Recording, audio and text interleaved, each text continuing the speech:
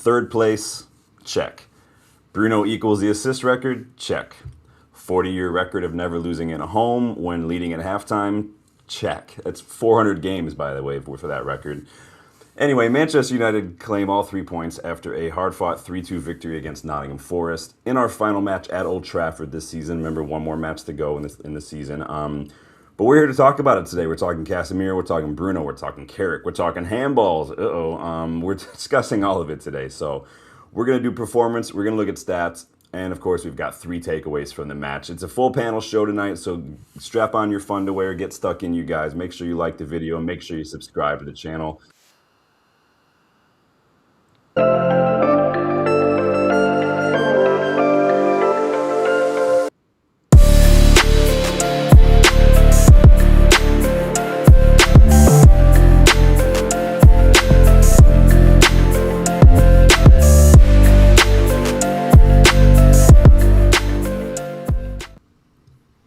What is up? Nick of time, Dylan. Nick of time. How are you, man? Better now that the computer restarted properly. Dude, don't you hate that? I was just like, yeah, of course, this is the time it's going to happen. But I said that when I can hear me all right. Oh, we can hear you just fine. I said that when I looked at the weather, because we're getting a thunderstorm, and I'm like, well, of course, right when we start the show, we're going to get a thunderstorm. So if I lose power, that's why. So, Ian, how are you, my friend? All right? Oh, good. Yep, not too bad today. Recovering a little bit of a hangover this morning, but I had a fry up and a monster, and yeah, I'm over it. Fry up. That's the antidote for all of it, right? Just get all the fat, get all the grease in you, man. I mean, maybe that's why the full English. Maybe the full English wasn't invented until Guinness was invented, and then it just works. Definitely. It solves the problem. No, I'm good. As you can see, I'm sporting a unique shirt today. As we know, my wife spent the last month in Africa, so she brought me back a Zimbabwe national team shirt because that's where she was. So sporting that today. So I wanted to represent. But big up. Let me jump in the chat, see who's in here, and then we will get stuck into some news, and then we'll dive into this match as well, you guys. So let's see. Arlo's back. Big up, Arlo. Been a minute. Hope you're doing well, my friend. Good to see you again. Jimbo, big up Jim. Big up Danny B as well. Always. Yes, we will talk about Pep a little later on, you guys. Don't worry. Rob Taff in the house. Big up Rob Taff. Yeah, Burnley are shit, by the way. Like, how shit are Burnley? All right, we are all caught up in the chat, you guys. Make sure you like, make sure you subscribe to the channel. First and foremost, Tom Heaton, new one-year contract for Tommy Heaton now. I told you guys many times it was probably going to happen. You have to have 3 goalkeepers, really, at least just for the warm-up alone. If you guys go to a match, you watch the warm-up.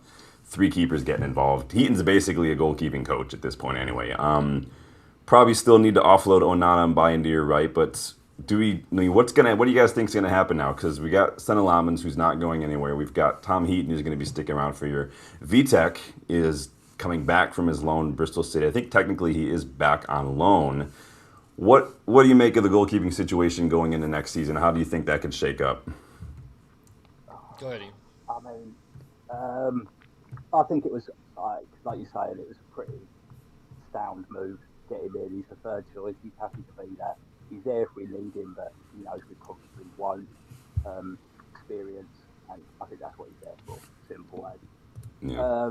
When it comes to Vitek, I think we're all pretty much probably of the same agreement as we'd love him to be the number 2, but I think he's probably a little too good for that. And I think, Sean, you said this before, at the moment his stock couldn't be much higher. Yeah. And we really need a number 2, but we also really need money in the bank. And I feel like he's money in the bank, unfortunately. Yeah, I do think that if you're going to sell him anyway, if the point of selling him is to get money, you just have to bite the bullet and do it now. We could go get Freddie Woodman from Liverpool, who we were linked with a year ago. He's out of contract, I think, this summer. Available for free, adequate backup, in my opinion. Dylan, how do you feel about the goalkeeping situation? You happy Tom Heaton staying? Are you worried at all? Oh yeah, Yeah, I'm happy Tom's staying. He seems like he fits in really well with the locker room. He seems like he really fits in just as a mentor to the younger keepers. And yeah, as much as we all like VTech to stay, I think we all would. Yeah. Yeah, I agree, Danny. I'd love to say you're staying here whether you like it or not, but I just if he sits for a year, he's like you said, he's not really going to get a chance with Lamans there unless Lamans gets hurt. Yeah. So maybe better for everybody if we just give him a chance to go spread his wings. As much as that hurts because he's top academy talent and homegrown, and we love that. But, we got to do what's best for him too. And we got Lamans, Reese. He's doing very well. And if we don't do that, then we're kind of saying, well, maybe Lamans isn't the guy. We're not backing him, and that could play with his confidence a little bit. So let's do both. Let's give them both a chance and see from there. So. I think the only other option you kind of hit upon there, Dylan, is we all know what he wants and we can't really offer him there. I'm a big advocate of I like someone being pushed to their position. It makes you better. And he would be a perfect one for Lemire to push him. And his confidence couldn't be higher at the moment. Is there a future... Oh, go ahead. If you just want to keep him around for a year. Yeah. I just want to say, say to him, look, lad, you've got your choice, dealer's choice. Do you want to stay for a year? And I promise you, we'll give you every game in the Carabao Cup. And if an FA Cup game falls before a Champions League game, then maybe you get that. If we win the first three, maybe you get a Champions League home game. We win 10 for 1. Yeah. But I guarantee you get this. And obviously, if you needed, you're there as his backup. But if you don't like that after a year, we'll let you go. Yeah, no, that was going to be my question. If there's a future where maybe he is our domestic cup keeper and Lamans takes Champions League in the league, is that something that do you think is best for maybe everyone, or is it just his stock is high if he's not involved? I mean, like Dylan said, considering the player himself, I mean, he wants to play what's good. I mean, Henderson rotted on our bench for a long time. And the same was for Matty Kovar. Matty Kovar never even got a sniff. Joe Pereira, Sham Johnston. I mean, all these guys just never even got a sniff. The closest we came to that option of maybe VTech in the domestic cups and Son and Lamans in the league is when we had Sergio Romero in Europa League and David De Gea in the league taking over. And that was honestly it's solid. I mean, Sergio Romero was one of my favorite signings post-Fergie. He's got to be one of the best number 2 keepers ever there. I mean, honestly, so good. I'll tell you, Mm-hmm. But I think it's down to VTech. I think Dylan hit it on the head there. It's up to the goalie. If he wants what he's just had at the level he's just had it, that's fine. That's nothing wrong with that. And good luck to you, mate. Honestly, you're fantastic. But if you have any belief that one day you could be the Manchester United goalkeeper, this is your one chance. Because if we sell him, we're not buying him back. I would if we had signed Emi Martinez and not Senna Lamans, it'd be a very different conversation, in my opinion. Yeah, I'll be saying Emi can be number 3. Let's keep VTech as 1. But yeah, if he wants, it's up to him. If he really wants, believes he can beat Lemon, and he's prepared to stay a year, then let's do it. Let's see it. Because I'd love that. Yeah. I mean, given I never say sell him just because I don't rate him. I love Radek Vitek. I've done videos specifically on Radek Vitek in the past. It's just one of those things where if this is where we're going, why don't we just get there quicker? But I do agree that maybe if we're looking at it from a financial standpoint, maybe not having to get another keeper because we have one here is all right. But again, Freddie Woodman is free. I'm not saying he's better. I'm just saying if Vitek's going to go anyway. So, Rob, yeah, everybody will technically it's not a wage increase. Technically, we're just reverting back to the original contract price. Remember, it was a wage decrease when we were out of Champions League. So it was here, went here, and now it'll be back here where it was before. So technically not an increase, but it is what technically you can almost look at it like we saved a lot of money this year if you want to deep it. So. Just saying. We have to pay for all the cup games as well. So take a little tidy packet. Yeah, so it does help, but it is what it is. But yeah, Tom Heaton sticking around seems like that's fine. We need 3 keepers. He's not gonna play, honestly. It's not Liverpool's situation unless everybody is injured. But Who knows? Where do you, if Vitek did leave, where do you see his level being at? Like, if we were to sell him, is he like a championship? Is he like a Eredivisie, Bundesliga? Is he a Premier League? Is he like a La Liga? Where do you guys see him his level at? Go on, Dil. I think he could be a lower level Premier League sort of team. I think a team that needs a goalkeeper. I think he'd fit well at like a Fulham or somebody that's not necessarily at the echelons right yet, but that is, has a team that's going to work hard, that's going to take some of the pressure off him, that has a standard way of playing. Now, I say Fulham just because Marco Silva's been there forever, and they're kind of been mid-table for a long time, but yeah, and like Danny says, he could go to Germany, France, anywhere. I think he could do well. But he hasn't had it, like he's young. He hasn't had a real big chance to prove himself. So he'd have to go to one of those lower sort of teams and prove himself somewhere there. So I'm thinking more like sort of like a Frankfurt, or like Danny's saying, maybe like a Lens or something like that. If they're going to be in Europa League next year, I think I like the idea of Fulham. I personally think he could play at most of the levels you suggested, George, quite comfortably. Yeah. He's that good a goalkeeper. Also, I think you could see. I don't know if any of you rated Kelleher at Liverpool. He was a little bit hit and miss at the beginning, but I thought there was a good goalkeeper there. Liverpool fans could just think, I like him, I don't like him. Liverpool fans hard on a young keeper. Never. That never happens. Yeah, Loris Karius. Sorry. Yeah, I think Brentford have got. I think Brentford, he's been one of the better keepers in the league, and I think that kind of thing Vitek could do. Brighton, I could see if they were to lose Verbruggen. There's a rumour that Bayern are looking at taking Verbruggen as replacement for Neuer. So that's the kind of thing. I mean, Bayern could take a massive punt and say, "Well, we'll have Vitek as a replacement for Neuer," and that would have really annoyed me. Yeah, maybe Diogo Costa finally gets sold from Porto, and there's a vacuum there. Maybe I think. Interesting stuff. I think we all really, really highly rate Vitek. I think he, like Dylan said, and you guys have both said he has it. I think he's one who could really surprise people. Matty Kovar went to Leverkusen and won pretty much so much at Leverkusen, but now he's rotting at Ajax, unfortunately. So yeah, don't go to Ajax right now. By the way, it's the worst place to go at the moment. Just don't do it. But yeah, so we'll see what happens. Obviously, the summer is going to be. We got a lot of players who are going to be moving out. Rashford, Højlund is confirmed to be gone now, so we get a nice little chunk of change. We actually made money on that, and I know there's a lot of people who are like, "Wait a second, the transfer fee was this much. You're getting him from this much. You're not making much." You got to deep how amortization works with transfers. It's like mortgage on a house. Just because a house costs $300,000, unless you're paying cash, you're not putting down $300,000. If you buy it for $300,000, you put $100,000 in, and you sell it for $500,000. Like you're making a lot of money. So it's just the way it works.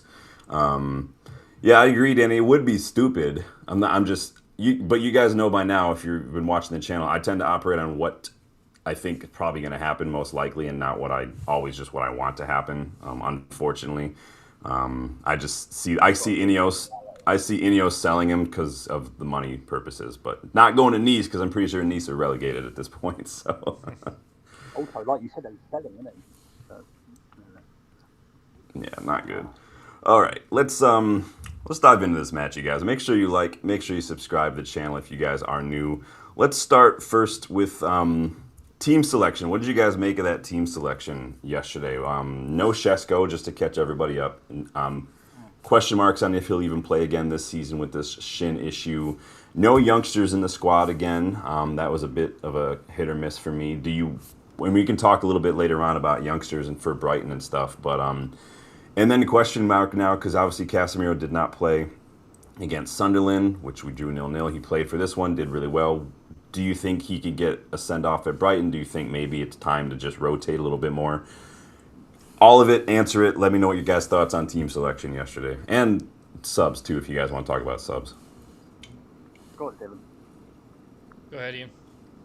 You guys are funny. I took the last one. You go take Too polite. Yeah. I didn't think the team selection was awful. It was a little different kind of what I would have liked to have seen. I think we've heard a little bit from Laurie Whitwell today about Tesco definitely won't be part of the Brighton matchday team. He's been let off for a shin problem he had after Liverpool. Yeah. That is believed not to be serious, so they're just not taking any risks, which personally I wouldn't. I just don't see the point. If he'd have hurt himself, we'd all be going mad. So, yeah, that aside. The team selection I didn't think was that bad. I actually think we started the game really well. And I've got a lot of points to make on that later on for our 3-point thing, so I won't go into them now. But I didn't mind the team selection. I was disappointed that there wasn't any youth players in it, but like we discussed on the preview show for the game, we thought it would be, if likely, to be given the magnitude of finishing third and it being Carrick's first game officially in charge unofficially, Casemiro send off. I think the next game was set up to, if we won that, which we done, to give the kids a run out against Brighton. Yeah, it's a shame, but I think there was too much at stake to have put 4 or 5 of them in. If we'd have lost, Yeah. it would have awful. Yeah, so no risk, but I think we got the job done, and I think we'll see the benefits from it. Yeah, I definitely wouldn't have started any youngsters yesterday, but I wouldn't have minded seeing a couple of them in the. I mean, Cobby's in there and stuff. I guess that he counts and whatnot, but it's everybody. I mean, pretty much everybody else was kind of fit, so I guess that is what it is. But Dylan, what are your thoughts on that team selection yesterday? You happy with that 11? Would you like to see a couple more changes? Yeah, I mean, later in the match, I would have liked to. Starting out, I wanted to make sure we went strong. It's Kaz's last game at Old Trafford. I was good. I was happy we went strong for that because you want to give him the proper send-off and go into that. And then later, I would have liked some subs. If we would have got some, if we would have had some youngsters, been able to play some youngsters, that would have been great. But Yeah. you know what, we went for it, and the game got tighter as we went, so we had to make adjustments. So Carrick had to do what he had to do. But we'll talk about that being more of an issue when we get to our 3 thoughts. Yeah, it's But yeah, the subs. it- The subs definitely didn't convince me yesterday. And it's just nothing new. It's nothing like I was surprised. I mean, we all know what we can expect from Xerxes. And again, I always feel bad when I bash the players, but I just call it like I see it, man. Xerxes is just not good enough. Mount has flashes here and there where he'll just be amazing and then he'll go missing for half the season. Ugarte obviously not getting any minutes. Malassi is already gone at this point. No Mazraoui really getting involved either. It's just I don't know what to say about the squad depth other than that. If there was squad depth to speak of, we would have more to say about it, I guess. Oh, absolutely. I think one thing that the subs did make my mind up on is that I'm right that none of them were good enough. Yeah. Yep. I personally don't overly hate Mount, but I think he's much better from the start. Some players just can't affect the game coming on like that, but are much better from the start. And with his energy, that's what it should be late on. But for some reason, he can't do it. Xerxes, I'm just absolutely, I don't see the point. I honestly don't see the point. Tom Heaton would have done better up front. I don't care what player you want to name that's got a contract for this football club would have done better. I just don't care. He's absolutely pointless. And I mean genuinely pointless. The last player I saw that bad was Bebe. And that's in unfair on Bebe, I think. It's a deep cut. But, yeah, he's that pointless. He's that pointless. That's funny. Yeah, I just don't see what he is. I don't know what a 9.5 really is supposed to do, honestly. Now, I say that with the utmost frustration because that means I probably will have to retire the 9.5 shirt from the United vs. Everybody store. But it is what it is. There's new designs. They're all 20% off right now, too, for the next 2 days, so keep that in mind. Danny, I'm pretty much done, by the way, with Gary Neville. I'm absolutely done with Gary Neville. He's been tiptoeing and navigating that tightrope for a couple years now, and I think that you guys were talking about it in the WhatsApp group earlier. I'm just like, I don't know if I'm still struggling to think that he actually believes the stuff that he says about the club. I think he's really just try hard to not be biased, that he's just completely pole vaulted across the line into the opposite envelope. But Danny's got not good words. But I've got something you can't broadcast. what are you gonna do about it? But there it sounds like some people are having a little trouble hearing you, Ian. When you get a second, See if that's any better. use the outside voice or probably move closer to the phone. Outside voice will have to be used. That's all right. That's any better. No, it's better. Overall, I mean, and we'll talk a little bit more intricacies about this at all. Like overall, in terms of performance, if you zoomed out, if you were standing on the roof and not at the touchline and watching the performance, what would you guys make of that performance compared to some of our other performances under Carrick? Were we better? Were we good? Did you see some patterns of play and whatnot? What did you guys make of the performance overall? Generally, from like you say, a bird's eye view of the performance, night and day from the last one, exactly what I wanted. Yeah. Exactly what I wanted. We came out the blocks absolutely on it. And if it wasn't for a lot of things that I'll point out later on, which have been clear and done before half time. Clear and done. Mm-hmm. Bruno broken the record, not just broken it, stomped on it, and it would have been finished. Yeah. The patterns of play, I thought in the first 15, 20 minutes was some of the best I've seen, period, from Carrick in any game. The sharpness we were shifting that ball, the way Kobe was engineering space, and we were just one, bang, bang, bang, bang, and all of a sudden we're up the other end. And I'm like, oh, loving it. So, but it died off, which we are, I'm sure, going to get to later on. But all in all, progressive from the last game, impressive from the last game, needs work, but I'm liking what I'm seeing. So that's my overall from that. Yeah, I think if we can do that with the players that we still have, and I mean, imagine what we can do with maybe a little bit better players as well, maybe some more depth as well. Maybe we won't see such a drop off at times. Dylan, what do you make of that performance yesterday overall? Yeah, same sort of thing. It was like we started out really well. You could see like the passing was crisper, and I think you said that in the preview show, Sean. Like the passes need to be crisper, because that's how you beat. That's how we shift that's how we shift Nottingham Forest, because they like to group on those sides to get turnovers and go. Yeah. And they were making it work, and then we were getting chances. Obviously, we didn't put a lot of them away, but then it's just this. They have these levels. It's like the inconsistency kicks in, as Danny's saying, and we just lose that little bit of intensity, and we let the other team go. No, you're going to have your ebbs and flows in the game, but we stop being controlling it. We stop kind of doing those things, getting into those positions. It was almost like we panicked at times, and it it wasn't forever, but it was just those were the times we lost consistency. And then like when their first or second goal went in, we got it back. Okay, it's like, all right, we got to reset. We're going to go. Well, that's all fine and good. We ended up winning, but like that, you can't do that every week. Like you got to keep that intensity going.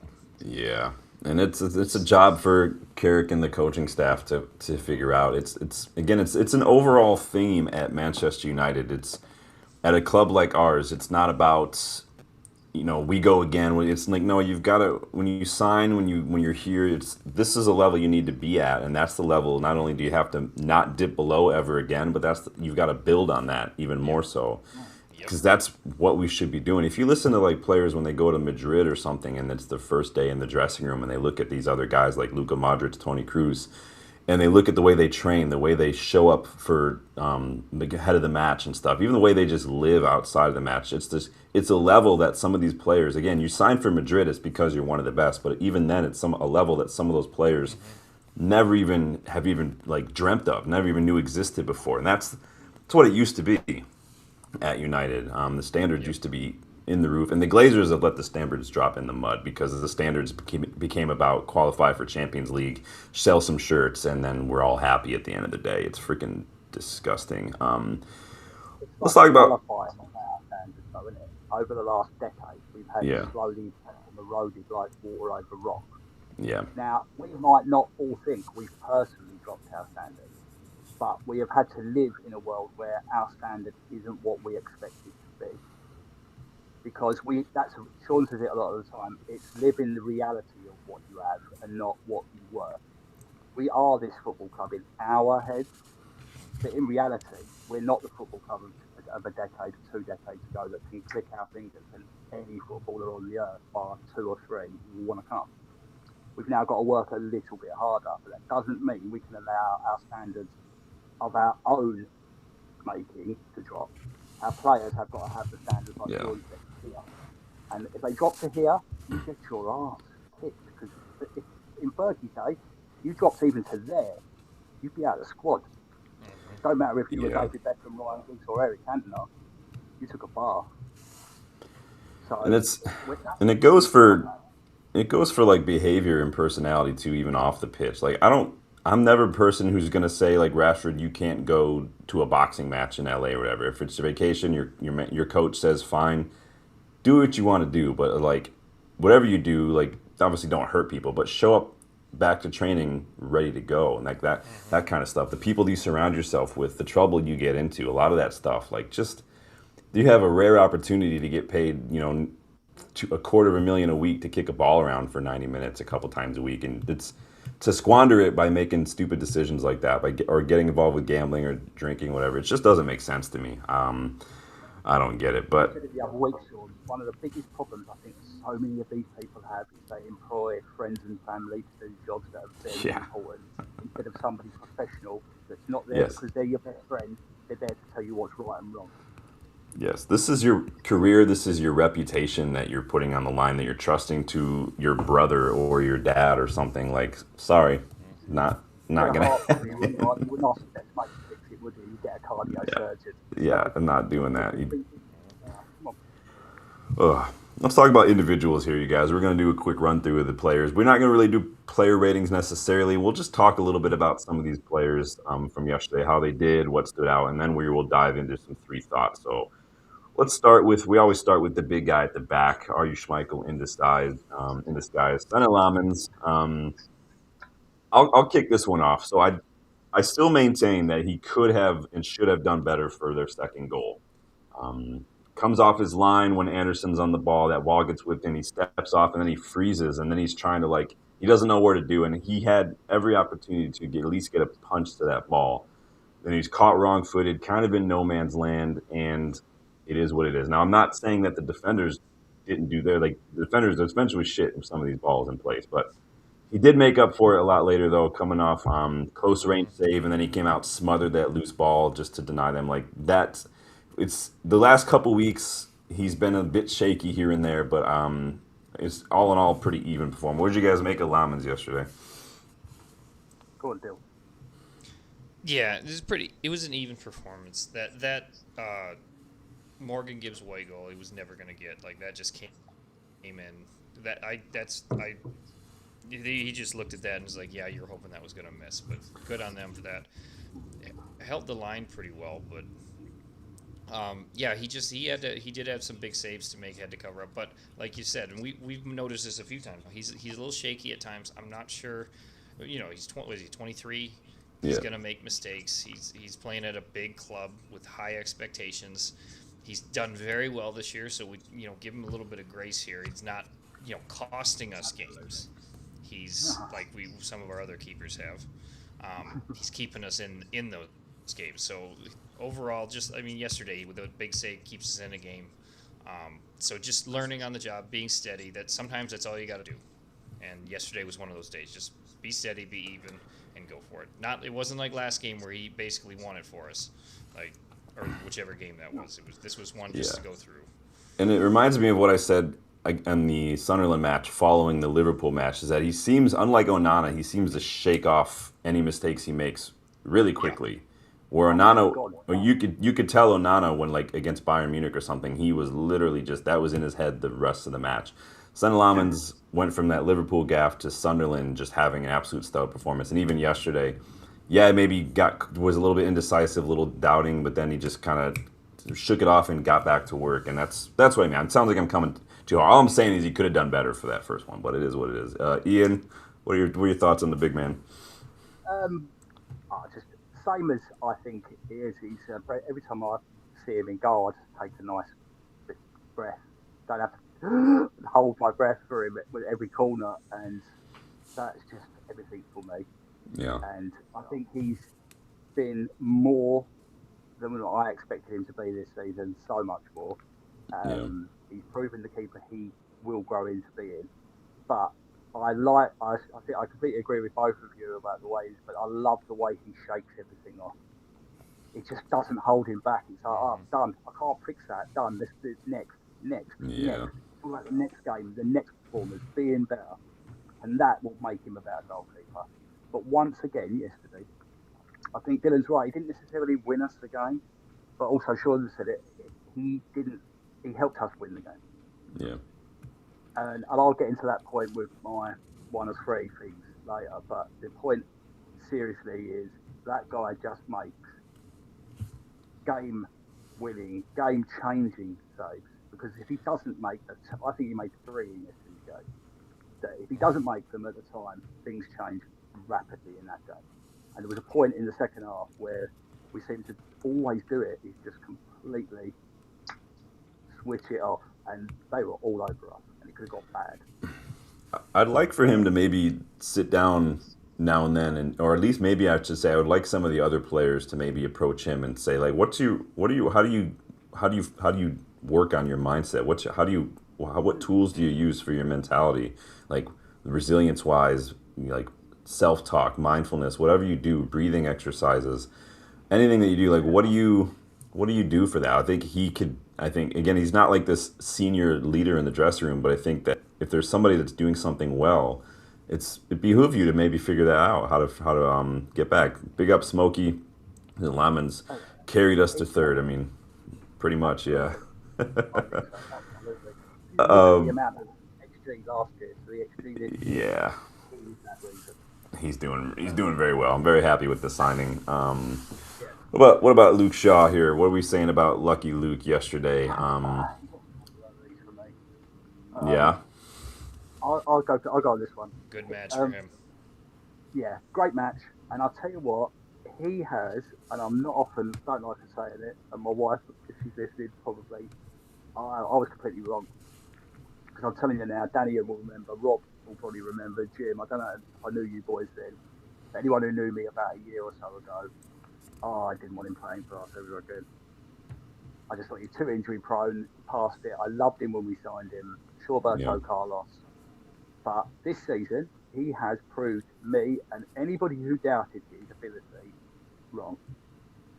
He's only thing for me, and I swear if he could do it, he would probably be one of the best left backs in the game. If he crossed the ball instead of cutting back inside onto his weak foot, he'd be a great footballer. But yeah, that's a silly nitpick.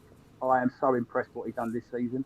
Mm-hmm. And I think he's been our probably most consistent performer aside from Bruno all year. And I agree. So yeah, he gets one of these from me. Thank you very much, Luke. I hope he doesn't go to England either, because I want him to have a nice rest. Because he's got a lot of games to play next year. What do you got to say there, D? Yeah, that was a really good game he had yesterday. Getting that goal to go in. Good to see. He hasn't had one in a while, so good to see. A little bit of his offensive capabilities. He does get it into the box when he has a chance, and he can fire one in there. So good for him. Deserved that one. Overall, pretty good game. He had that side lockdown now on the corners, as we saw some struggle there, but there was differences there because he wasn't the only one on that side. As we look at the first goal, Ahmad just gets pushed right aside. I mean, yeah, there was a bit of a mismatch putting Ahmad trying to get him to Mark Anderson. Yeah, I was like, that wasn't a good call there. But yeah, good, a solid game. That was one of his better games. Like he didn't really make a lot of silly mistakes. Really looked confident in himself too. That confidence has come back to him. Like when he was coming back before, and he's keep having those injury issues. Hasn't had that. You can start to see. You can start to see that confidence coming back from that, and that's good. When he's a confident player, he's a better player. Absolutely. So that's good. Absolutely. Yeah, and I like that he's learning as you get older, and maybe as his legs are continually starting to kind of let him down a little bit here and there. I think he's learning, like Giggsy did, how to adjust his game a little bit more to maybe maximize his time on the pitch, maximize his career a little bit more, and maximize his usefulness on the pitch. I thought we utilized him well because, like I said in the preview, the way that Forest gets so narrow, if you get some overloads in wide areas, if you get some runners and stuff, and like you said, Dylan Shaw getting more involved in that final third, I think that was a way to exploit that. Took his goal brilliantly. We will come out. We'll come down on him a little bit later, Dylan, when you want to have a go for the defending, because I thought that he was just not good enough to close down the ball and some of them. We'll put up some graphics later on for you guys, because I am very. You guys know how critical I am when people don't close down the ball on the edge of the box. I think, and that's exactly what led to our these conceded goals. But he's got as many league goals now as Liam Delap and Garnacho do. So hey, there's that. So. Number 9. I thought so on Leacha. I thought both he and Maguire kind of struggled initially, especially to know when to stick with the strikers and when to pick up the runs of Gibbs White, and I thought that was causing us a lot of problems all night. And Dylan will probably talk a little bit more about this too.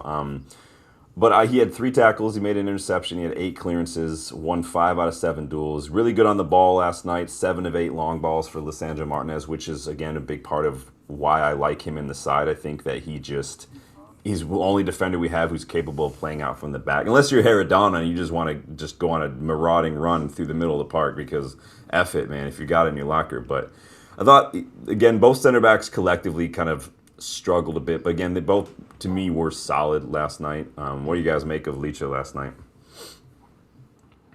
Go on, Dylan. Yeah, I'd say the same thing with both of them. You could see that they were struggling. Chris Wood made a couple of good runs in between, and you could see he was reading that space in between. And as time went on, they got better. Like Harry and Leacha were able to pick up what was supposed to be. Like Leacha had that early on. He got that very important clearance because Wood was in for a header. And they as time went on, they were able to start to figure things out between each other, and where to position. There were still some struggles. I don't know, and this is just me watching it yesterday, but I was thinking, with that high line they were playing, it almost felt like Harry would have felt better with Aiden playing next to him, because Aiden's kind of been a little bit faster, and he's had that reach, he's had that confidence, and it's almost like it's not that Leach is afraid, it's not that Leach is not reading the game. It's almost like there was just to me, that's what it seemed like. There's a little bit more trust with the Harry Aiden partnership than there is right now with the Leacha Maguire partnership, and that could just be down to they really haven't played that much together, without one of them being either hurt or been rotation or whatnot. And that may change if they get time to grow and to get that mold that partnership. That may change, but that's just how I felt watching it. And so as the game went on, they got better, and I think, again, solid performance. Leach is shaking off the rust, and he's starting to get his groove a little bit too. Too bad it's the end of the season. I almost feel like Heaven almost complements Maguire a little bit more than Leacha in some ways, with how much more like physical he is. I think that I kind of get the sense that if Maguire misses a challenge or maybe gets caught out, that I trust Heaven to maybe sweep up more than I might trust Leacha at times, but maybe that's just me. Ian, what are your thoughts on the defenders yesterday? I thought, generally, I thought they both were a little bit better than the previous game against Sunderland, even though we conceded goals. For the actual goals, I thought there were some really bad mistakes, but I'll let Dylan cover that. I love the fact I started seeing why we like Leacha in the team. Sean noted it, the long passing was just no one else can have things like that. No one else. That is a massive thing. I think when it comes to the partnerships, I completely agree. Heaven and Maguire just suit each other a little bit better. I see them as and this is a really high praise, but like the Rio and the Vidic, why it works is the power and the grace. Yeah. The speed and the roughness, and you need a mix of it. You can't have both being, one. It doesn't work. Maguire and Leach are both a little bit want to get the ball. want to be there, want to be there. And although it's okay, it's not for me a good combination long term. So Yeah. yeah, it's been okay. Like you said, I mean, between the two of them, they made 19 clearances. Maguire's got 7, 11 duels, made 2 tackles. Of course, they didn't make the clearances when they needed to with the 2 balls, the simple crosses into the box. But those crosses were, I mean, the one was a little low. That first one from Murillo was a nightmare. It was so low. There's like it's very dangerous. It's an awkward height to try to challenge as a defender. You can't really jump, and then if you're crouching, you're trying to position your whole body. If you're jumping, all you got to do is head it away. But when you're crouching and stuff, it's very, very, very difficult to get any sort of power to clear a ball when you're crouched and when you're not able to engage that core, and you don't have the physical capabilities in that position to actually use your core like a spring. And yeah, it's those are. I mean, that's the corridor of uncertainty. That's the dangerous, and it was perfect ball. I mean, be fair play to Anderson. He was an absolute force of nature yesterday. Speaking of yeah, he's worth. We'll talk a little bit more about Anderson later on because I've got some thoughts on Anderson. But sometimes it's the quality. Yeah. It's not a bad. Oh, he did rubbish. It wasn't great, but the quality of the ball. Sometimes you've just got to go. Yeah. And I think, and you raised a good point, Ian. I think that sometimes we don't give enough credit maybe to the opposition, whether it's a keeper, whether it's an attacker. We're quick to go in on maybe Ahmad or go in on a keeper, but I think there's sometimes, like you're saying, you just have to like hold your hand up and say, no, well done. That was just the keeper. If the keeper stands on their head, has a worldie, if the striker has just a brilliant shot or something, what can you do? Yeah. The goals against Liverpool, for instance, you can criticise both the ones because they're utter mistakes. Goals like that Gibbs White goal, like Dylan said, it's just a good goal. That ball from Anderson, that's just a good ball. Yeah. There's nothing to do about it. So, could be a bit of a stupid thing. You guys are, not you guys, Dylan and Ian, but the chat is just, I'm so surprised actually because I thought Dallo actually had a solid game. His crossing was much better than it usually is. The passing was a little off. But again, I think for the most part, a lot of our players, our passes were a little off. But he had 4 tackles. He made an interception, won 7 out of 9 duels last night. Getting involved more, getting high up the pitch more. Scored that last shot. Yeah. I mean, we know that from Dallo. There's never been an instance where Dallo's had an opportunity like that where I was like, yep, this is a goal. I've only ever thought that it's not going to be a goal. And again, it's not like, if it wasn't Dallo, if it was like anybody else, I'd be like, well, everybody did that last night. Everybody was skying shots, and Bumo had like 18. And Bumo could have kept playing for another 90 minutes. I don't think he would have had another goal, but it's Dallo. Yeah. Dallo never makes that shot. He never converts that chance. What did you guys make of him otherwise? I didn't think he was that bad. I thought offensively he's been probably not too bad in this last couple of games. A little bit better. Is that helped by the fact that Ahmad and Mbeumo haven't looked great? Maybe, but like Sean said, I think he did well at what he had to do yesterday. He done his job to a certain extent. There was no mistakes from him, so yeah, just okay. I still want better, but it was okay. Yeah. Wasn't bad. If there was an opportunity maybe to get some found money and Spurs are relegated, I'd go get Pedro Porro in a heartbeat and I'd find a buyer for Dallo. I'll just put it that way. But what are your thoughts, Dylan? Same thing. I thought it was one of his better games, just not offensively, but defensively he looked solid. He was able to stay in front. And again, I don't know, like with him playing with Ahmad in front, Ahmad does help track back, so that does alleviate some of the issues he may have there. But yeah, a lot of this because he was covered deep. He wasn't really on the attack, and he was just kind of anonymous there. And Bruno was just all over the place, so like he didn't really have to be because Bruno was coming and getting the ball. Cobby was coming and getting the ball. Cass was going, so he could just have more defensive duties. So. Yeah, just so solid performance. So, yeah. Dylan, what do you think? Do you actually think with Dalot that he's better with Ahmad in front of him or in Bruno? Ahmed. because Yeah, I think I Ahmed can think cover that. I think he gets more cover from Ahmad. I think, like Sean said the other week in the show, he's kind of still stuck in that right wing back mould. Ahmad. I Yeah. think the actual better player for Dalot's game is Mbumu, because Mbumu, a lot of his game is get the ball and go inside. Ahmad likes to beat a player on the outside and come in. Mm-hmm. And Dalot, that's a space he wants to fill. I don't think he's comfortable when he comes in the middle of the park, gets found sort of like centre third. He seems to like lose his like a head a bit thick inside. That showed against Liverpool, that pass to Ahmad, and Ahmad's bad ball they scored from. So I don't Yeah. know.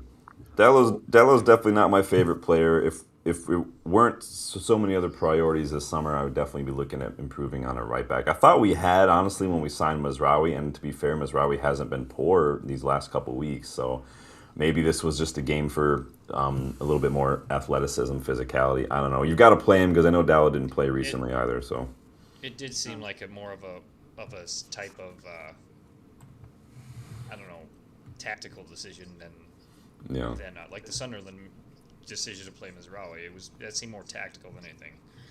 So yeah, I think it's like Sean said, it's a little bit tactical. I think we sort of alluded it in the preview, didn't we, of the Forest game, how Forest were going to compress that middle, and if we can get overlap from our fullbacks, yeah. and whether we like it or not, he's probably the better attacking out of the two of our right fullbacks. I mean, as far as getting up the pitch, yes. As far as his final ball, no. He's he's definitely not. um, yeah, he's awful. I mean, Harry Maguire in the Europa League last season his cross in the box for that Casemiro goal was better than any cross I've seen from Diogo awesome. Dalot. It was Like, so great. I love that cross. no.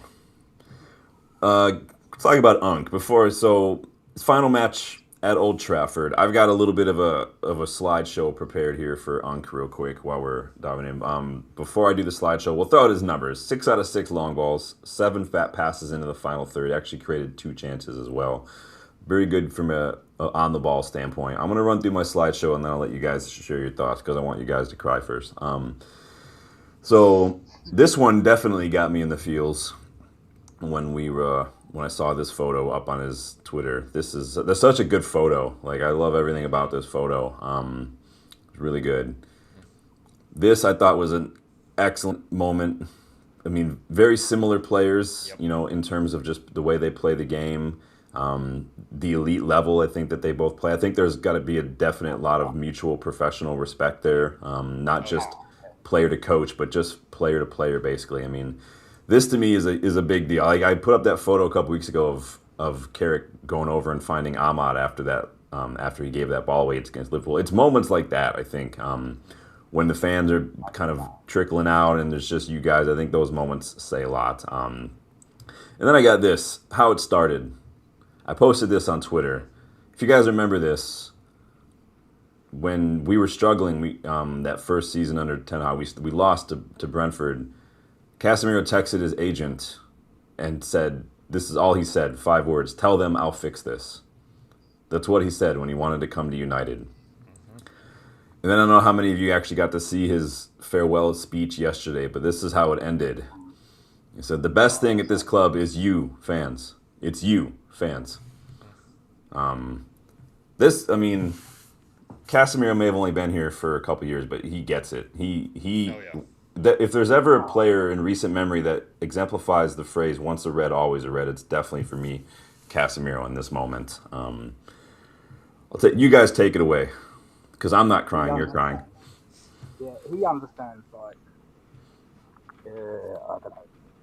It's difficult to explain to anybody that doesn't support this football club, but when you go there and we adopt you as one of our own, there ain't no feeling like it. There isn't. There just isn't. It will completely take your breath away. It will stop you dead in your step. These fans, and he nailed it yesterday. And I was emotional watching it. I was emotional watching Carrick, and you can see him explaining to his son why he was crying. His son kept pointing, "Why are you crying?"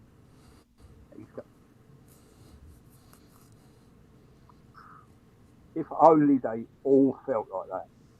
Mm-hmm. Yeah. This is what we as fans scream for and long for. And sometimes I think we are so harsh on some of the players as well. And I will say this because we don't know that they don't go back in that dressing room and feel like that. Yeah. Feel like they let us all down. But Sean, me and you were talking before this stream started about things that players should say in public and shouldn't say in public. And unfortunately for us, they're not allowed to come out and tell us that they are pissed off with what just happened, or they're upset, or they feel like we feel, because they've got to put on a front. But some of them, and we only often get to see it when it's like this, moments where we're losing one of our own. Yeah. And it just for you to realise that sometimes there is something bigger than our desire to be. And it's that when you can touch somebody who's been at probably the biggest or joint biggest football club on the face of this earth, won everything a human being as a footballer can win. Everything. And he comes to us and feels like that. That just must tell you something. It's special. Yeah. There's something about the club for sure. Dylan, how are you feeling about Casillas' game? One more year. The only thing that would have been better is if Bruno would have been able to hit him on a corner or something and he gets a goal, because that just, that would have been just storybook. But in a way it is, just with how, he had those injuries, he had those tough times because he was just being asked to do so much, and we were even like, maybe it's time to go do something else, and he just proved us all wrong. And that's, kudos to him for that. Kudos to having the wherewithal to just stick it in and go and believing in yourself. And just, like you said, cult hero, he'll always be one of us. And, we couldn't have asked for any more this season. We couldn't have asked for somebody else to come in and do what he's done. And he is going to be so hard to replace. Just what he brings, the experience, the class is the big thing. Just understanding how to play the game, both on and off the pitch. And, and like he said, like the club means so much. And it seems like certain players, and like I said, fans adopt, and you're always one of us. But, I don't know, they just seem to, like, it hits them a little bit more than others. I always come back to, like, Bastian Schweinsteiger. Like, guy was injured a bunch. He had he basically kicked out of the club by Mourinho. And what do we see half the time on Twitter? He's posting about United. It's a good shout. Posting about Forward. And just, like, he loves the club. We've embraced him. We've loved him. And we're going to do the same for Kaz. And, best of luck for Kaz wherever he goes. Obviously, we all want that one more year.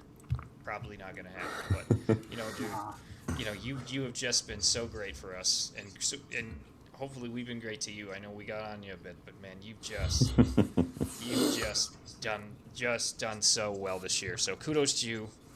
Great time. Yeah. Let's try to get one more goal for you at Brighton, really, just to get that going. Just 1-0 Brighton, Bruno. Yeah. That would give him double-digit goals in the league this season. By the way, that would be like 5 players in United that are in double-digit goals this season too. It would be awesome. Hey, kudos to you though for using the word wherewithal so smoothly in a sentence. By the way, but I think and Ian kind of hit on something that I wanted to say too. That before we move on to Cobby is. When you've won the things that Casemiro's won at the level that he's won them at the club that he was at, I mean, it takes, people will go on and on about, like, Varane had Ramos next to him. Like, you don't start for Real Madrid for a decade unless there's something about you. You don't start for Real Madrid like Casemiro has unless there's something about you. And for someone like that, who, yes, you could maybe argue in some ways, especially, I mean, more especially given the context of where United were at the time when Casemiro joined, maybe it considered a step down in some ways, but for someone to have done it for the career that he's had, to come in and still in this moment be as humbled and as appreciative and still appreciate the magnitude of it and to just be hit so emotionally by the occasion, I think that to me just, again, he gets it, and I'm very, very happy for that. So again, I'm not crying, you're crying. Where does he go next? Oh, I wonder. I don't know. To the World Cup with Brazil. MLS probably. I'm reading Inter Miami. Yeah, that's where I thought he'd be Possibly. going. I'd say Beckham because He's gonna go rejoin Messi. Rejoin Messi. I would like to just go 2 foot in first training. That's exactly what he's gonna do. He's like, I never got to do this in La Liga. I told you I was coming. I told Interestingly enough, it's how Brazilian defensive midfielders say hello as a 2 foot tackle. Seems to be how they roll. Is it any sort of coincidence that the instant Ancelotti's back in charge is the instant Casemiro's back in the Brazil team? Is the instant he's made captain that they go on like an unbeaten run? I mean, it's no coincidence, unfortunately. That Brazil squad, they need to turn something around. They haven't been the greatest in recent years. Yeah. Same with the Netherlands and stuff. Like we gotta build something back up here. So hey, don't worry, Belgium's got it this year. It's their Belgium. Is it their year? Wasn't it their year about 10 years ago with the golden generation? Three World Cups ago was their. Oh boy, what about Kobe then? I think he's really improving his passing range. 3 out of 4 long balls yesterday, 93% pass accuracy, created 3 chances. He also made 3 interceptions on the night too. Again, like Ian said earlier, just the triangles, the composure, the press resistance, just making it's when you can make a. I'm trying hard to describe. I've used the analogy on the channel many times that sometimes things are like a bow and arrow, where to go forward you've got to go backwards. And I think when you're a midfielder like Kobe, who maybe even when you're passing backwards, maybe even when you're dribbling backwards, somehow it always seems to lead to ball progression in the play. I think that to me is elite level midfield performance, in my opinion. I think we're seeing that more and more and more and more and more from Kobe. What did you guys make of his performance yesterday? Do you want to go, Dill? Yeah, I'll get. So what we've seen over the past few weeks, months or so here, as Kobe has gotten reintegrated the team and really shown who he is. Yeah, the biggest thing, he's performing consistently. He's losing a little bit of that youthful innocence, and he's learning the game. Number one, he's got Casemiro next to him, that he's learning certain things about where to position, how to get in the state. And I think that you can see that rubbing off. Like, he's just getting the right. Well, he's learning from Carrick too, right? Well, I was about to say that. He's sorry, on I the stole your pitch. thunder. No, you're fine, man. On the pitch, he's got Casemiro. Off the pitch, he's got Carrick. I mean, what other midfielders would you want to learn from? Like, just great teachers to have, and he's picked it up, and he just looks confident in himself. Yeah, quick study, right? Yeah, like this is who we all hoped he'd be. Like you were saying earlier, you said this a couple times, Sean. He's like, you're seeing things in him that you've seen spurts, you've seen glimpses, and like now it's all coming together. Like he could get him a partner next to him, and he's gonna that midfield group is just gonna be great. Can you imagine him with Elliot Anderson next to him in that pivot? Dude, I just went from 6 to 12, man. Come on. Yeah, come on. YouTube, I'm sorry, YouTube. I'm sorry. No, it's spot on, Dylan. What do you got to say about him, Ian? What are you liking about yesterday's performance? I couldn't agree with everything Dylan said more than yourself as well. He is showing us what we knew he was. It's a progression from the first season, Kobe. And there was a couple of times yesterday, I want to highlight a moment, I'll probably get the timing wrong. First half, defensive third of our pitch, we're quite pressed in, and he's got 3 Forest players around him. And he twists his body a quarter turn back, grabs the ball, then twists it back to where he was originally and rolls the ball forward. They all move, and he just steps out with the ball. It is such a level of game awareness and ball ability, and his sheer ability to keep Jurassic Park water still calm under pressure shows leaps and bounds. And I think in the last 4 or 5 games, we are seeing the absolute genius this boy has. And he can move 3 inches and create 5 feet of space. And I'm going to compare him to one of the best midfielders I have ever seen play this game in Zinedine Zidane. Because he could shift the ball nowhere and make space around him and make you look like you were playing his game, not what. And that is what Kobe is growing into. And if he continues we have got an absolutely elite level footballer, the new king. Yeah, elite midfielders like him and Zizou make millimeters of space look like acres of space. Yeah. Like they just, it's like I call it TARDIS midfield playing, where it looks like there's not any space there, but when you like to them, it's like there's a whole world that they can play in. Yeah. I call don't it watch Neo Doctor football. Who. I know what it is, but Cody's in the Matrix, and the rest of us is yeah, going he's just around. we're all just in his world, man. He's just building it for us. I'm gonna go on a little bit of a rant here on Bruno. Not a bad rant. Rant makes it sound bad, but I got a little moment here. I'm gonna break down a lot of stuff, and then I'll let you guys let me know what you think. I had to update Bruno's photo, by the way. Got to show respect here. Because he may or may not have tied a little, I don't know, Premier League record yesterday when he got 20 assists, despite his teammates' best efforts to not let him get that, which I'm sure Ian will have a mouthful for us later. But Bruno is now level with Kevin De Bruyne and Thierry Henry, and he still has one match to go. Honestly, he could be breaking it. And I did put in a poll if you guys think that he will break this, and 90% of you say yes. And so we'll see what happens. Honestly, he could have broken this record long ago, but his teammates just haven't been good enough in front of goal. And again, as we'll talk about it in a little while, this was again the case yesterday. Most chances in the match with 8, which is tied his best record so far, so that's incredible. Most big chances created this season with 32. Rayan Cherki is about 13 behind him on 19. 132 chances created in the league, which is more than the next 2 players combined, by the way. Get fucked. Most chances created last year, the year before that, second most in 21-22, but you guys don't remember what 21-22 was like. But even in that season, he was just one behind the leader. And he had the most again in 2021. So literally every full season, aside from that 21-22 season, Bruno has created the most chances in the Premier League, which shatters the Premier League proven myth, in my opinion.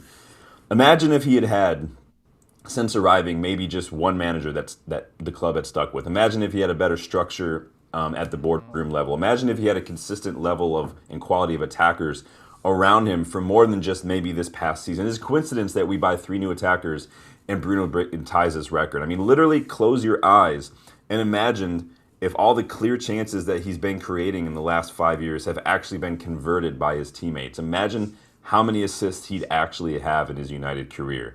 670 chances he's created since he's arrived, which is almost 250 more than the next best player in that time. The guy is simply a freak.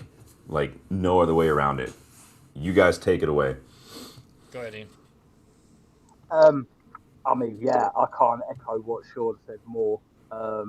I've got some illuminating stats. Sean just put a few of them there. I mean, the amount of chances this man has created in just 2 seasons is mind-blowing.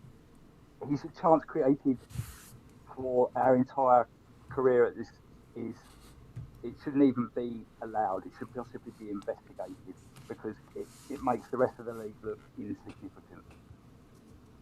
Kevin De Bruyne doesn't exist in the same stratosphere. It's hundreds more, not 10.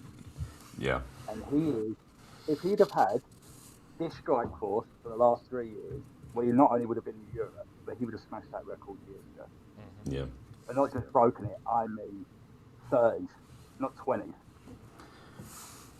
And I'll tell you about the amount of times what they call easy XG chances have been missed from his assists this season, what number he would have. Yeah. You'll be like, imagine if we had gotten Harry Kane a couple of years ago instead of Rasmus Højlund. oh, you're talking, it could get close to 50. I mean, they're talking the magic half century, like Ronaldo and Messi that year, like 3 amount of goals, right? This is nuts. The chances he's created, you will honestly be open mouthed when I tell you. That just forget about it. City would be clear second, possibly first.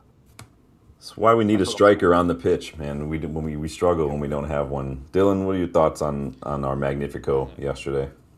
I mean, he was all over the place. And yeah, I'm afraid to look at his heat map, by the way. Yeah. I mean, and it was just like, you could tell he wanted it. And I was like, of course you do. Everybody. I think, and that's the other reason I think the players are kind of up for it, because they knew that this was the chance. It was important for Kaz. It's important for Bruno. Let's do it in front of the fans. and they really tried to ruin it, but he ended up getting that one in. But I mean, what else can we say? On one other stat that you were just to go with you, I put it in the group text, but he's in terms of the Premier League big chances record somebody has. De Bruyne has 33, Bruno has 32, and he's still got a game left, so Bruno could break that too. Yeah. So just get fucked, Kevin De Bruyne. Kevin De Bruyne. He was. Remember you? I mean, you watched a lot of Wolfsburg. Do you remember him at Wolfsburg? Man, he was an absolute fucking machine. He was awesome. Oh, I was so sad when he got so. I love the footballer. I do. I just wish he'd never gone there. Yeah. I wish. I didn't like when he let his facial hair grow out because it always looked like he had just got done eating a bag of Cheetos and he would like dump the rest of it because it's all like that red goatee all around his face just looked so funny all the time. It looked like dodgy ATCIA cover side. Sure. Just before we move on, I'm speaking for everyone. Can we have one of these for? Oh yeah, absolutely. By the way, yep, we're getting there.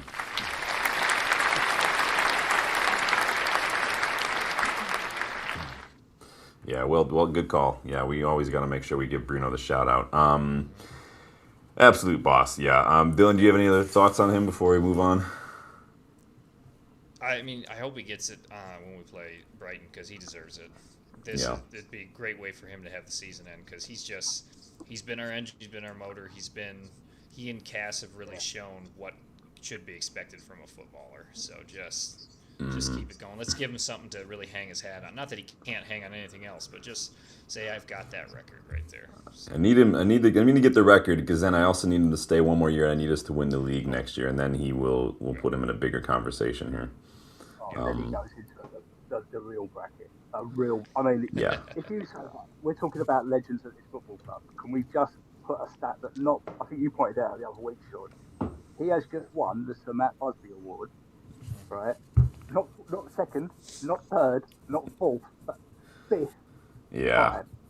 No one, not a single footballer in the history of this football club since that award has been made has got even close.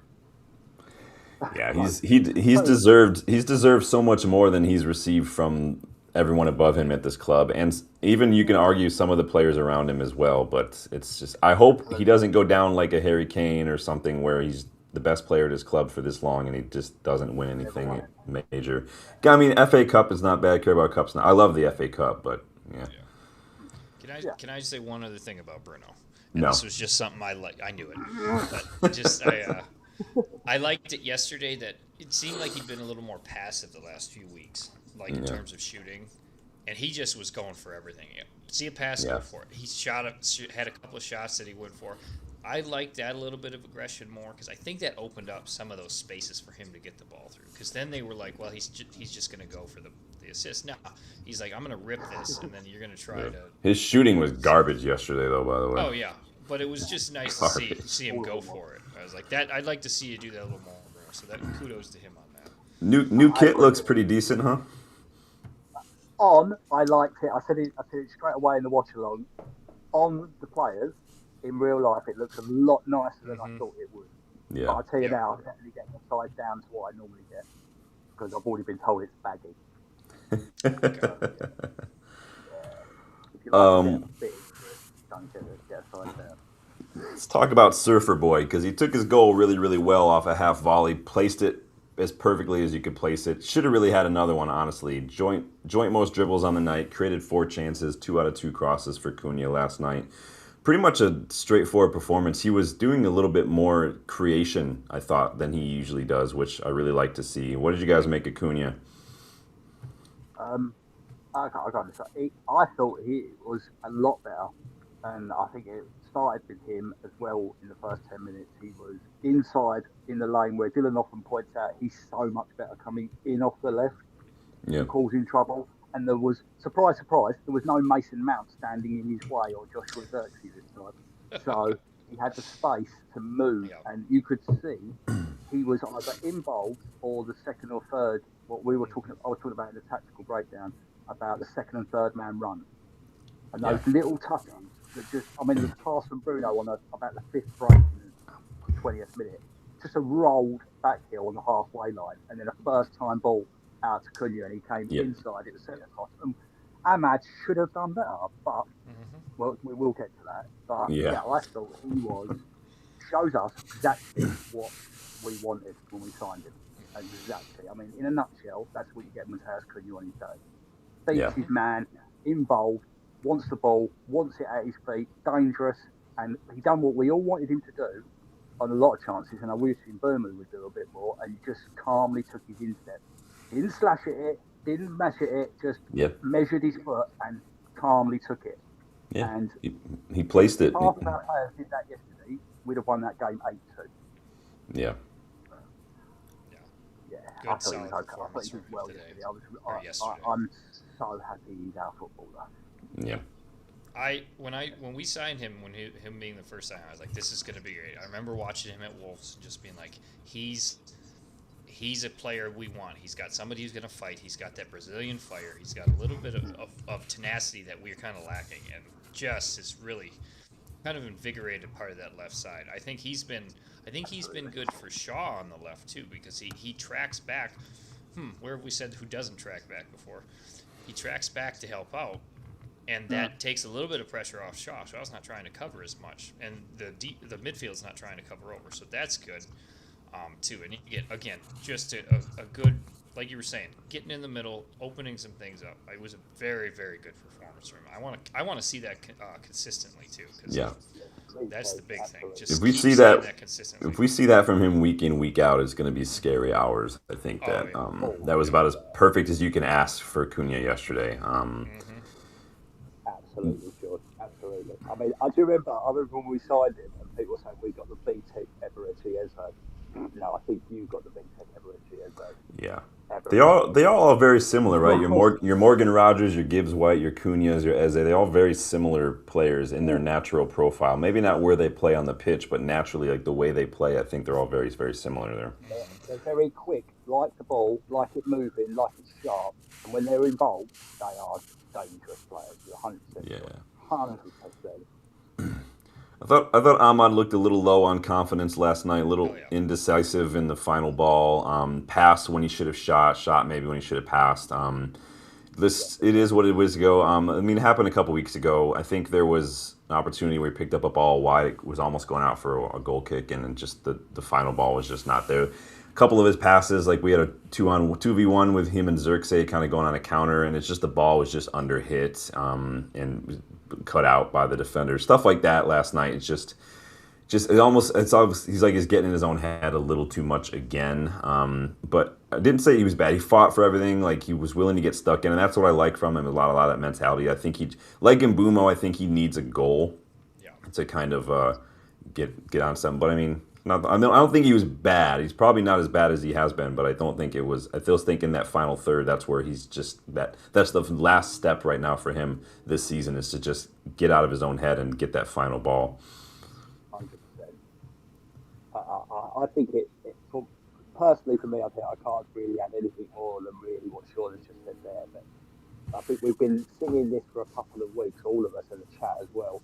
Is not just the final ball; it's just he seems to panic or rush. I'm not sure. Or Sean said it. You nailed it in the watch along yesterday, Sean. I think we were just talking about it just now. Early doors, he got past his man super well on the byline, and his cutback was awful. Yeah, it was garbage. Awful, nowhere. Now, late in the second half, he got a similar break, come inside, hit a lovely shot, which was a good save by Matt Sells. Yep. If he does those two things the other way round, shoots the first opportunity and passes the second, we probably had 2 more goals. Yep. Because he had a better angle, and he had done Sells across him from a much closer angle. And the second ball, if he'd have played that pass that strong, that fast across, it would have got to Xerxes, and we might have been in. Well, we wouldn't have been at Xerxes, but my point still stands. It's a lack of confidence. And he's a brilliant player when he's on it, but he really needs to. He's doing the same thing that Højlund did under Amorim, where when something maybe like that first instance doesn't come off, he starts doubting himself and says, well, I need to do something different. Like, just keep doing what you're doing. Trust, like, your job is this. Get that ball into the box. Don't try to second guess yourself every single time you have the same opportunity. Just stick with it, and it was come. If you would have just been consistent, like you're saying, we would have had at least another goal most likely. And I think that's a mentality thing. That's a self-doubt, confidence thing. Yeah. Dylan, what are your thoughts on the little man? Yeah, I'm just gonna repeat everything you guys said. I mean, like, Yes. it's the same sort of thing. He had some good turns. He was scrappy defensively. I thought, especially in trying to get the ball back in their final third when we turn it over, I thought he did really well to fight for that. But yeah, he's just, you can see he's lacking confidence. He wants that goal. It was a little bit like Mbumo. He wants the goal so bad that he's trying so hard and he's overthinking. And like you were saying, Sean, he's kind of doing what Hoyland's doing. He's like getting down on himself. Now then he's doubting what he should do, and he's making it more difficult than he knows how to do it. And he's created a rod for his own back, and he's making it hard for himself. Yeah. He just really needs a goal. Just needs to see that ball go in the back of the net. Yeah, I mean, when he did shoot, like Ian said, like it was the right decision. It's just again, it's one of those instances like we were talking about earlier. You got to give the goalkeeper credit because Sells had a couple of really good moments against us yesterday as well. So yeah, he did. It just seems like these keepers seem to show up when United, come to town. But theater of dreams. You guys nailed it, Dylan. I was always told this by my uncles when I was little, growing up. You could have a player come to Old Trafford and he's played 500 times in the Premier League for this club, and he has never scored or got close to scoring a goal in his life. You can bet your bottom dollar if the commentator utters the words, "He's never scored in 500 games." I can tell you what's happening within the next 5 minutes, and it happens more times than I care to imagine. Yeah. And it does at Old Trafford more than anywhere else. I remember a game. I don't remember. I think it was against West Brom because it was Ben Foster in net, and he had an absolute worldie. This probably was about a decade or so ago. I've never seen a keeper have a better performance against us than Ben Foster that match. It was absolutely nuts, man. Could not believe it. Across himself was absolutely elite. It just always seems to happen. Moving on. Mr. Mbumo, first and foremost, before we talk about the goal and stuff, let me just get this out of the way. The ref was absolutely right to allow Cunha's goal to stand for this nonsense handball bullshit. I posted this on Twitter. I responded to Match of the Day. I responded to a couple other people, Alan Shearer as well.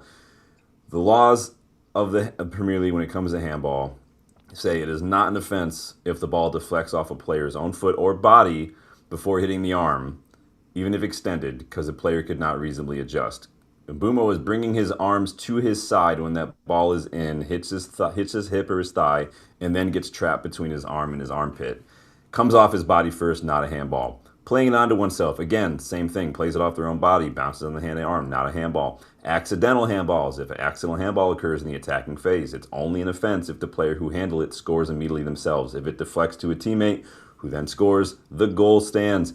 And this doesn't even take into consideration the proximity of Milenkovic, who did get a touch on it before it hit Mbumo as well, and therefore not a hand. But apparently, PGMOL, according to Sky, sent an apology to Forrest, which is the absolute height of just bullshit. By the way, it's all. Why do these people only send an apologies when it's not United, huh? It's when it's all these other clubs. When it's us conceding a pen in Europe because the ball comes off of Lisandro Martinez's thigh and then hits his tucked in arm against Sociedad. That's which is again not handball according to the law, but all of a sudden it is when it's United. Like, why we don't get a letter when some of that goes on? It's absolute nonsense, man. The stuff that the PGMOL comes out with, and that doesn't even begin to look at past stuff like Sky Studios measuring a distance of a wall when we played Arsenal in the FA Cup and knocked them out. But I don't know. Anyone who says that was a handball is a rival or doesn't know the law or is a fucking idiot. Looking at you, Dermot Gallagher, by the way. I don't know how Dermot Gallagher is in charge of Ref Watch. He doesn't know the laws of the game. This took me 2 seconds on Google. Like, it's absolute bullshit, dude. Sean, I was screaming. Sorry, Dylan, you go first because I jumped in. You go, bro. Oh, I mean, I thought it was a better performance from Mbumo. He looked more confident. Like, I don't know if it was just the atmosphere. Obviously, we know that him missing all those attempts wasn't great. And again, one of those desperation things. The fact that one finally went in, I mean, in the right position, gets his foot in the right angle, gets it to go, perfect placement on that. A little bit lucky that kind of came through, but still, like, I think that's going to do him a world of good because he's seen the ball go in now. Like, he's, we only have one match left, but hopefully for next season, even in the off season as he trains and everything like that, that's going to be important for him to say, okay, the ball went in, I know what I'm looking for, this is what we got. And one game left, he might get another one. We'll see what happens, but that was big. But like I said, I thought he looked better yesterday than he has in the past. Just quickly on Bruno, I've got some stats I'll cover him a bit later on. I thought he was good and bad. I don't like him in the 9. I'd have much preferred Cunha in there if we're going to have to do it like that. But we'll get to that. I want to pick up on what Sean said.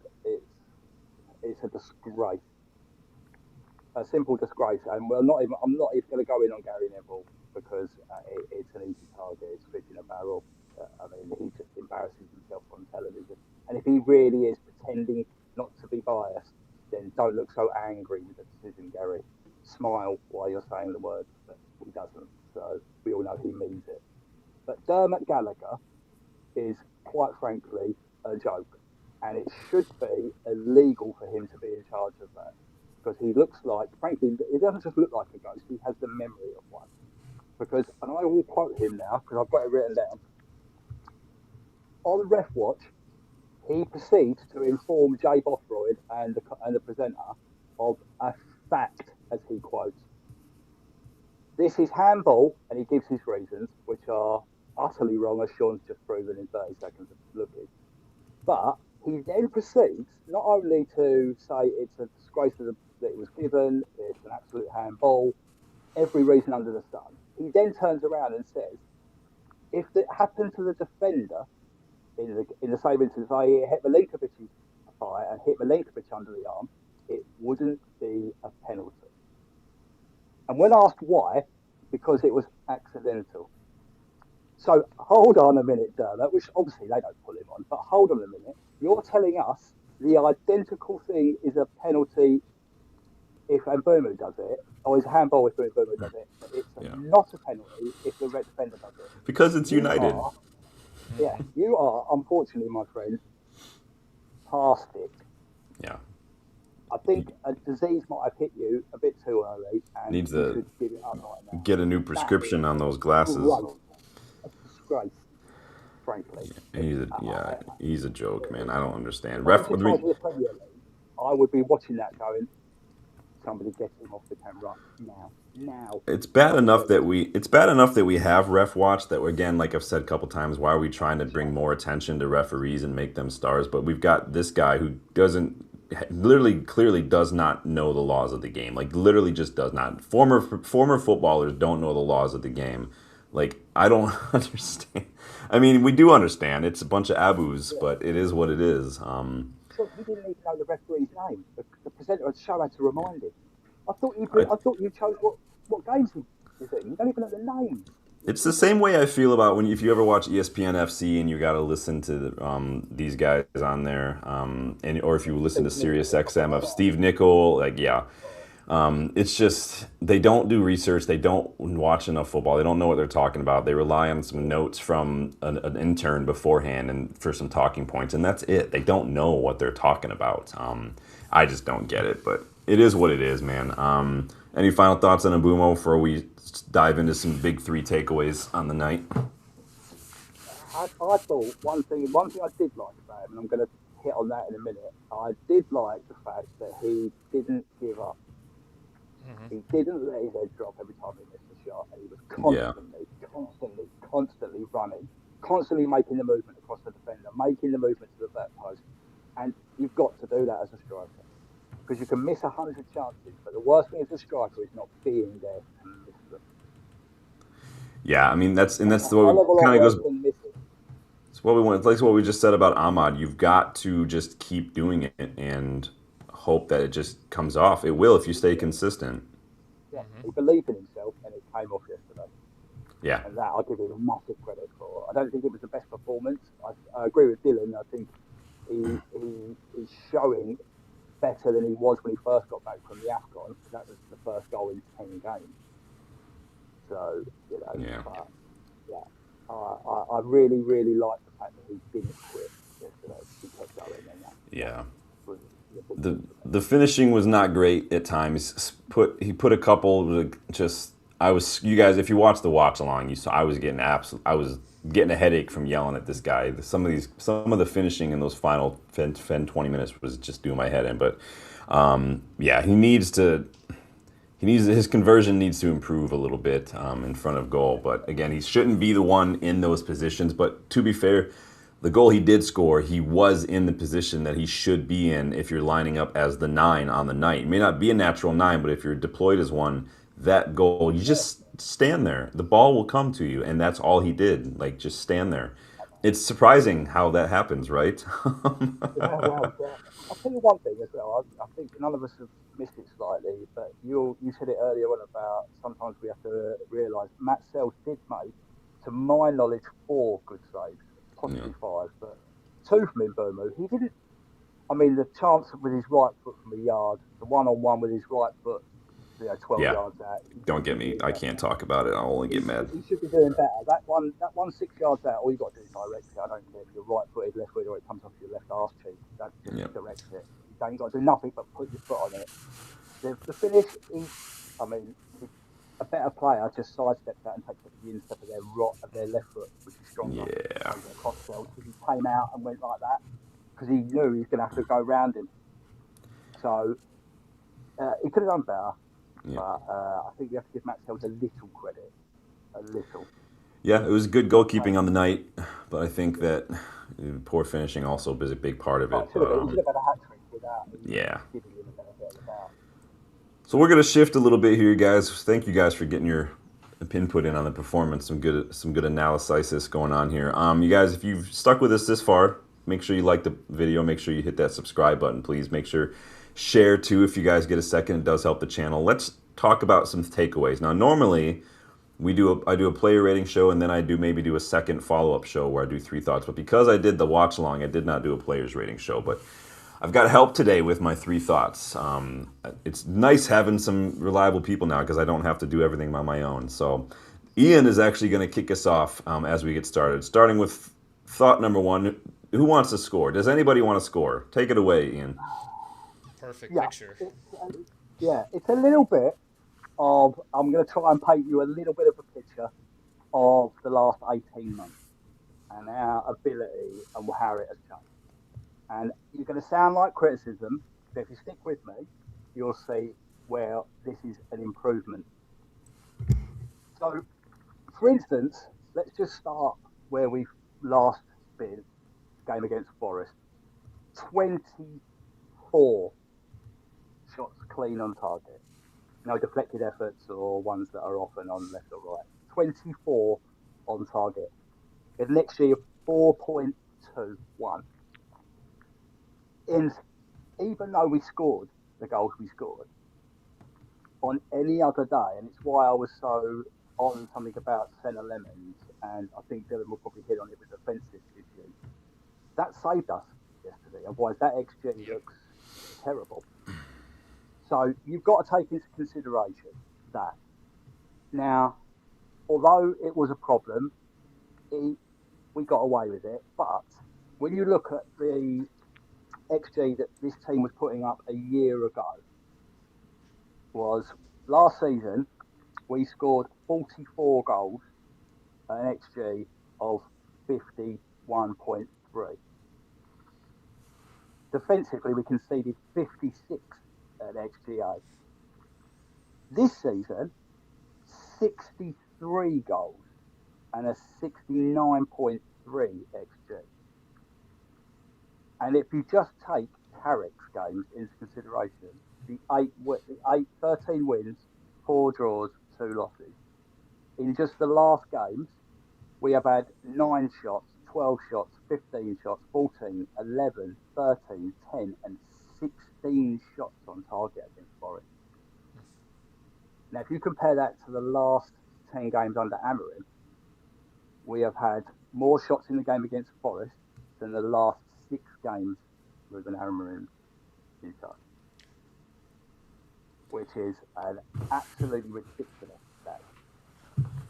And this season's shooting compared to last season, when you look at Mbumu, Cunha, and Sesko compared to what we had as we called a front three last year, they are more than 8 times the output. And this is also the first time since the 2012, 2013 season that more than two players have got double figures across the board. It was done before with Bruno, Rashford, and Cavani in 2021, but we played way more games. Yeah, way more games that year. So didn't seem like anybody wanted to score a goal last night, did it? We just didn't. No, it just got progressively worse. But you get things like it was the 1,000th goal scored by Morgan Gibbs White in the Premier League this season, right? And this is where I told you I'm going to shock you with some Bruno stats here. We're all talking about, he said, and Sean highlighted the fact of how many chances he created. 138 this season. So far above everyone else, you wouldn't even, you need more than binoculars to see it. If a quarter of those chances, which on average are our high percentage chances, are put away, all three of our strikers have 20 goals, and he has 37 assists. Just let that sink in a minute. He has 37 assists. And we have 4 players on double figures. Needs to see some consistency in front of goal for sure. I read that we had like 45 touches in the box, 7 big chances. We had an XG last night of 4.5, but just 3 goals. Like that's not good enough. We more than 87% of the time we took touches in the box last night led to overplaying and losing the ball. Yeah.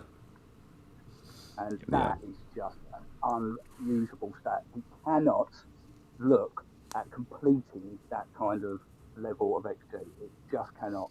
But the vast improvement this season with Sesko, Cunha, and Mbumu just goes to show, like Sean hit on, if Bruno would have had this record would have been bagged seasons ago. Yeah. And my last closing thought is the XG and the goals under Carrick have more than doubled. We just need a bit more consistency in our finishing, and we will absolutely blow some teams away because we're talking double figure shots on target every game. Under amorim, that happened never. I mean, we can all remember a couple of times under amorim where we didn't actually register a shot on target in the game. I mean, to be fair, we only had that in the stoppage time recently under Carrick as well. Cunha's got like a 90 plus. So I think the players have, again, very inconsistent. I read that Mbumo had 6 shots, just 1 goal. 3 of his shots were off target last night. Ahmad, again, we've spoken about. Cunha, 4 shots, 1 goal. Dorgu should have scored. Xerxes should have scored. Both of them were hitting the goals right at the keeper. They ball in from Bruno to find Dorgu that he put. That was amazing. That was one of the best passes I've ever seen. It was amazing. Can you imagine if that would have gone in and how the whole stadium just would have erupted? But like Dorgu, Xerxes, they both just shoot right at the keeper. Like you've got a 21 feet of goal mouth to aim at, and you want to aim it right at the keeper. He didn't have anybody else in front of him besides the keeper. That's the thing. Like I wish that last time so much space. Dorgu or Shaw. Yeah. I'll just close with this. So as we were saying, shots on target, like Sean said, it massively does need to improve. But even though we've won these games, you can see how the margins are so fine. So 2-0 against City, we had 9 shots, 4 only on target.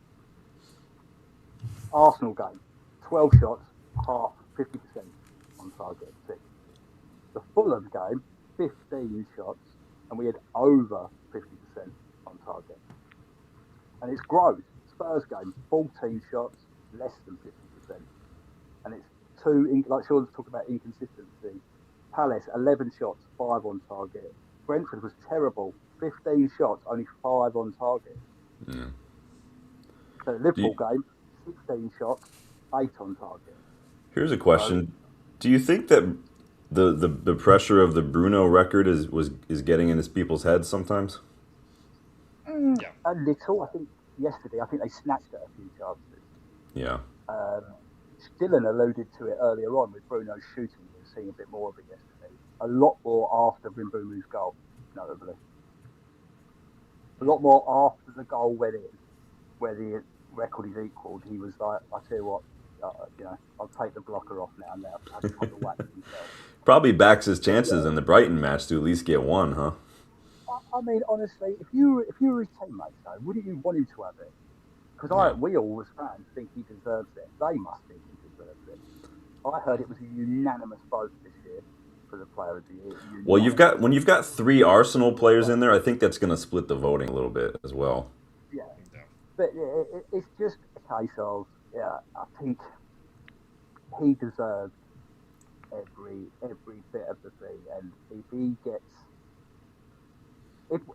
if we can improve the team the same way that we did last year with those 4 signings. Now, I know we need more than 4, but you look at the impact those 4 signings have made on this football club this season. If we can do that again next year, we have got a lot to look forward to. A real lot, because that attack is just night and day. I mean, you're talking 23 more goals than last season. Double figures. For Casemiro deserves it. And like I said, we'd have them on nearly 20 apiece, and Casemiro would be on 11 if they converted Bruno's chances. So, yeah. Any thoughts on that, Dylan? Before getting better, but needs more. Yeah, that's one of the big things that we need to see in training, like over summer, with when we get to preseason and we get to the friendlies, we need to start seeing conversions. We need to see that change. And preseason's different, friendlies are different, as you said, as you like to say. It's glorified. What exactly do you say there, Sean? What are the friendlies in the preseason again? Oh, they're just all of them are friendlies. I think I just hate preseason is different. I hate midseason friendlies. Nations League, qualifier, all of that shit is just friendlies, man. Gotcha. They're all just friendlies. Okay. That's what it was. I got my analogies mixed up, but yeah, just we gotta see conversions, and we know they can do it. They have the ability, but are they pressing? What's going on here? Like, Mbeumo missed that one sitter, right? Kid dropped right to him, and he skies it way over, and you're like, what are you doing? Get it on target at least. Like, I lost my shit, man. I can't do watch longs for the first team because I hold them to a much higher standard than I do the youngsters. It's funny, I scream more at the ref in the youngsters matches, and I scream more at the players in the first team matches because they're different. They should be playing better. I totally agree. It's one of those things. Watching the first team can bring out the devil. Yeah. And I mean it. I have said things to the TV that I definitely wouldn't say to someone in real life, and not because I'd be scared to say it, it's because it's despicable and I shouldn't say it. It's not good. I've wished things upon people that you shouldn't. Let's put it that way. Let's keep it there. Let's move on to number 2 here. Big takeaway. I had Dylan contribute as well. Everybody picked their own takeaway. So, Dylan, we're going to toss it to you here because you had a lot to say about some of our discipline and our lack of leadership in the back. So the floor is yours for disorganized defending. Now, you guys know this because we've brought this up. All of us have brought this up individually. But this is a real big problem that we're not the only team that suffers of, but it seems to be just something United has suffered from. It's like we get into spots where we're ahead, we're comfortable, and we lose that momentum, we lose that focus. And you could see, like we're talking about, the first 30 minutes of this match, we were on. It was going good. We're gunning for that second one. Come on, let's get it going. And then all of a sudden, we start to fall off a little bit, get into the second half, and what happens almost immediately? They get a goal. And you kind of figured it was coming because we just tend to turn off. Okay, and this right here. Now, how much can we really blame Ahmad because it's Elliot Anderson and he's got a couple of 6 or 7 inches and like 50 pounds of muscle on him. Yeah. But that in that regard they shouldn't be having Ahmad set up there. But look how much space is there when you see Ahmad, and I can't quite tell who that is there. But when you see a mod I get think that's thrown by, you Cunha. need to close the ball down. Yeah. Cunha. Yeah, that's on Cunha right there. You need to close the ball down. Why are you that far back? You could see Mod was struggling. Don't you want to be there in case the ball gets free so you can go down? Like, I don't understand that. And then closer to the goal, it's I think it's Dallo and I think it's Cobb. No, not Dallo. It's Cobby for sure, and I can't remember who the other one is. Well, In the middle that loses whoever scores. yeah, the ball should not come into that far anyway. I mean, Maguire's completely wrong side of Murata all the way. He's behind him, and then like there's so much. I didn't put it down here, but between Cunha and our next player is like another 10 yards of just. All someone has to do is make a quick little circle run in there, and they've got the ball. Like not covering the half space, are they? In between no pressure on the ball. Dylan just nailed it. That little gap, like you were calling about there. Do you know who normally is there? Sesko. Because that's the edge of the line where you've got the two backs and then you've got your tall man, and if the ball comes out like it did, that would have been Sesko on the end of that. Because Casemiro's not out here on Anderson where he should be because he's covering Wood in the middle. Well, this is their second goal, which, as you're talking about it, is the same thing. Which if you didn't watch the watch along, Sean was very clear about what he wanted to have happen here. Close him down, and then I just heard fuck. Yeah. But I'm gonna give Elliot Anderson credit because he whipped that ball in.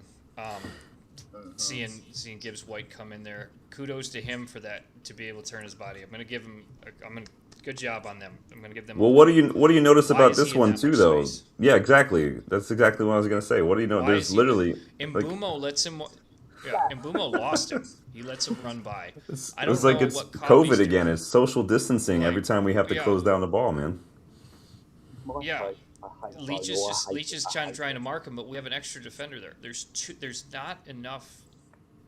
We're not focused enough on this, and that's and I mentioned it to you, Sean, and I think I put it in with the group text there.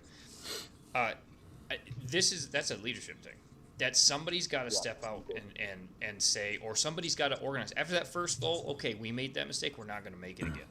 Okay, Lamas is trying, but he's young. Okay, he's not going to do the same sort of thing. Where's that either center back or defensive midfielder that's going to step up?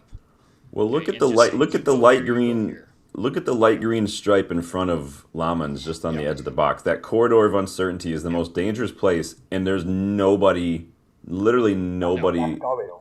Yeah, it's exactly where this ball's about to go. Well, not this one, the one before it though. Like it's just so bad, dude. Yeah. And the problem, and again, well, we got to give credit here. I think Forrest played Gibbs White very, very perfectly as they used all their big strikers as decoys, and his free ability to just move and get into this pocket was what everybody was marking the strikers here. Nobody was looking out for Gibbs White to drop back into space. You can't mark when you're trying to zonal mark like that. A person that doesn't stand in his zone is a nightmare because you're standing there watching him going, I can't mark you because I'm supposed to be marking here, which is so stupid. I hate it. It's so, and you can't let someone who's as good on the ball as Anderson have that much. Like this is my biggest pet peeve right here in football is this not closing. I mean, this you say we need leaders, and I agree, but like Shaw's 30 years old, like in this, he's not as if he's pinch hitting Delict. Yeah. Delict would have been screaming. I love him for that because he's so alert, he's aware. And look at and that's a good shout because we haven't had Delict in that back line. And everyone is literally ball watching. Mbumo ball watching, Casemiro ball watching, Cobby, Shaw, and nobody is giving any. Like you're saying, Dylan, no one's communicating. Hey, Gibbs White. No one's watching Gibbs White except for Licha, but it's too late at that point. Like everyone is ball watching. Caught in between. Yeah, he's already got him, but It's embarrassing defending. You like you're saying, I've said it for years, and then, like you're saying it again. Like someone's got to talk to each other, and this is where maybe if Lamans was a little older, he would organize a little bit more. He would point. He would give a shout to somebody, and especially if they don't see Gibbs White, he would just shout like 10, 10, like somebody pick him up, and somebody just all someone has to do is just quick scan. He didn't get to play enough for me, and it could have been on the same level as Casemiro, but Varane. I miss Varane. Yeah. Or even Evans when he was here a couple years ago. Yeah. Evans was great. Put it Yeah. here. Exactly. The first 5 yards up here. Yep. Dilly, continue, Dill. Sorry. Oh no, just like it's just so frustrating that because the amount of space we're seeing continually happens. Oh, yeah, it's annoying, like man. you said, you're showing Gibbs White, you're showing Elliot Anderson. The amount of space continually happens, and I'm not quite sure why this is not a thing. That's if they are bringing it up, it's not sinking in. Well, they've done this under multiple managers for the last several years. You remember when Chelsea came back 2 years ago, like in stoppage time. With a couple of bullshit goals. It's because this ball gets delivered to the edge of the box to Cole Palmer from a corner, and nobody goes and closes it. Like, when are players going to learn? Like, close down the ball. It's not, even if you don't have to go put in a 2-foot tackle, but just cut down that angle, make it difficult. You can't give somebody that much space to put a ball anywhere they want to. It's absolutely inexcusable. Give them something to think about. You can't mark space. Because space can't score a goal.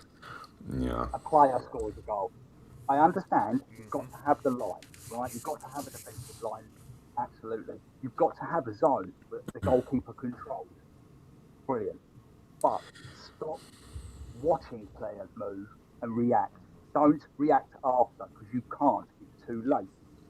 I can't stand it. I can't. And this is in the 78th minute, too. It's another instance of just struggling to see out a lead, man. It's just annoying. It's just, and like Dylan, all you're saying is, all you need, Dylan, is like you're saying, somebody just be like, all right, let's, not switch off. Like, look, like, that's all you need. Just Carrick on the touchline. Like, guys, let's fucking go here. It's annoying. Yeah, no, I feel you. There's a good shout on that one, Dylan. Good. We do need that leadership there, so big up, man. Number 3 will be my point here, and I want to talk a little bit about Carrick ball, because I think we are starting to see it a little bit more and more, and I think last night was another good example of seeing it. We're seeing a lot of things that we saw under Carrick at Middlesbrough. We're seeing a lot of things we saw under him in his first spell as an interim, and we're seeing a lot of things we've seen under him this season against Arsenal, against City, against Chelsea, Liverpool. Again, last night, we saw overloads in wide areas. We've got Bruno on the ball, Mbeumo right behind him, Dallo, Cobby making runs, overloads in wide areas like we've seen before. Quick triangles like you guys were talking about earlier to escape pressure. 1, 2, 3, 4 options. Exactly. Overloads, which is exactly what I said we needed to do in the preview. And again, escaping that pressure. We handled Forest's compact midfield by basically going wide in the build-up to create space in midfield. We got the ball to the playmakers in midfield, which again, causing problems for their players. And then, like you guys said earlier, with Dallo, it leaves space now, because that ball's back central, for someone like Dallo to then get up the pitch a little bit in wide areas. And we got the ball forward time and time again. Again, this is Carrick's exploitation of space, heavily influenced by Xavi at Barcelona. Exploit space by creating space to exploit with your movement, with your passing, and again, using the skills of Cobby to create that space, to draw people in. You're playing chess at this point when you're doing that kind of stuff.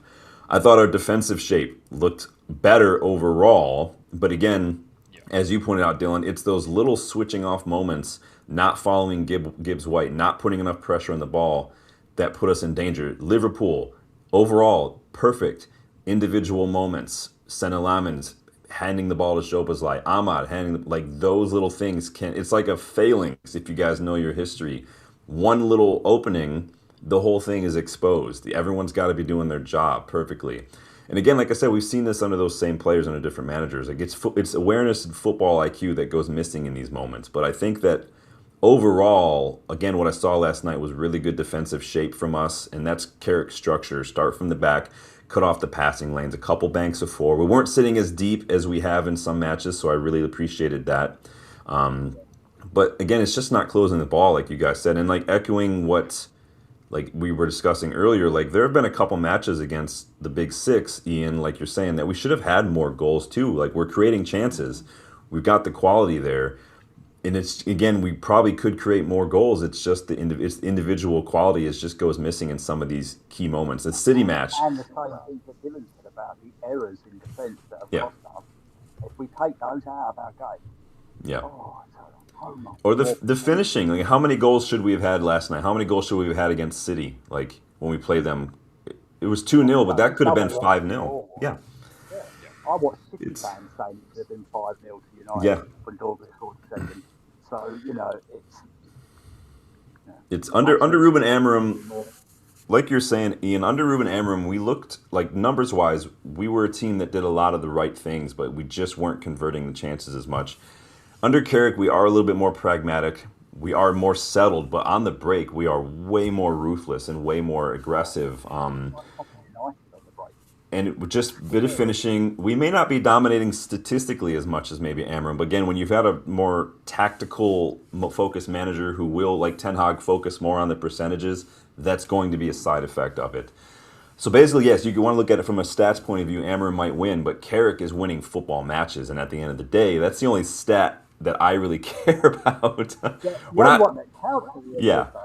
We're not dominating everybody, right? We're not suddenly this perfectly balanced football team, but we are taking our chances. We are seeing out games, and we are turning marginal moments into points against big teams as well. And I think at the end of the day, I care more about that.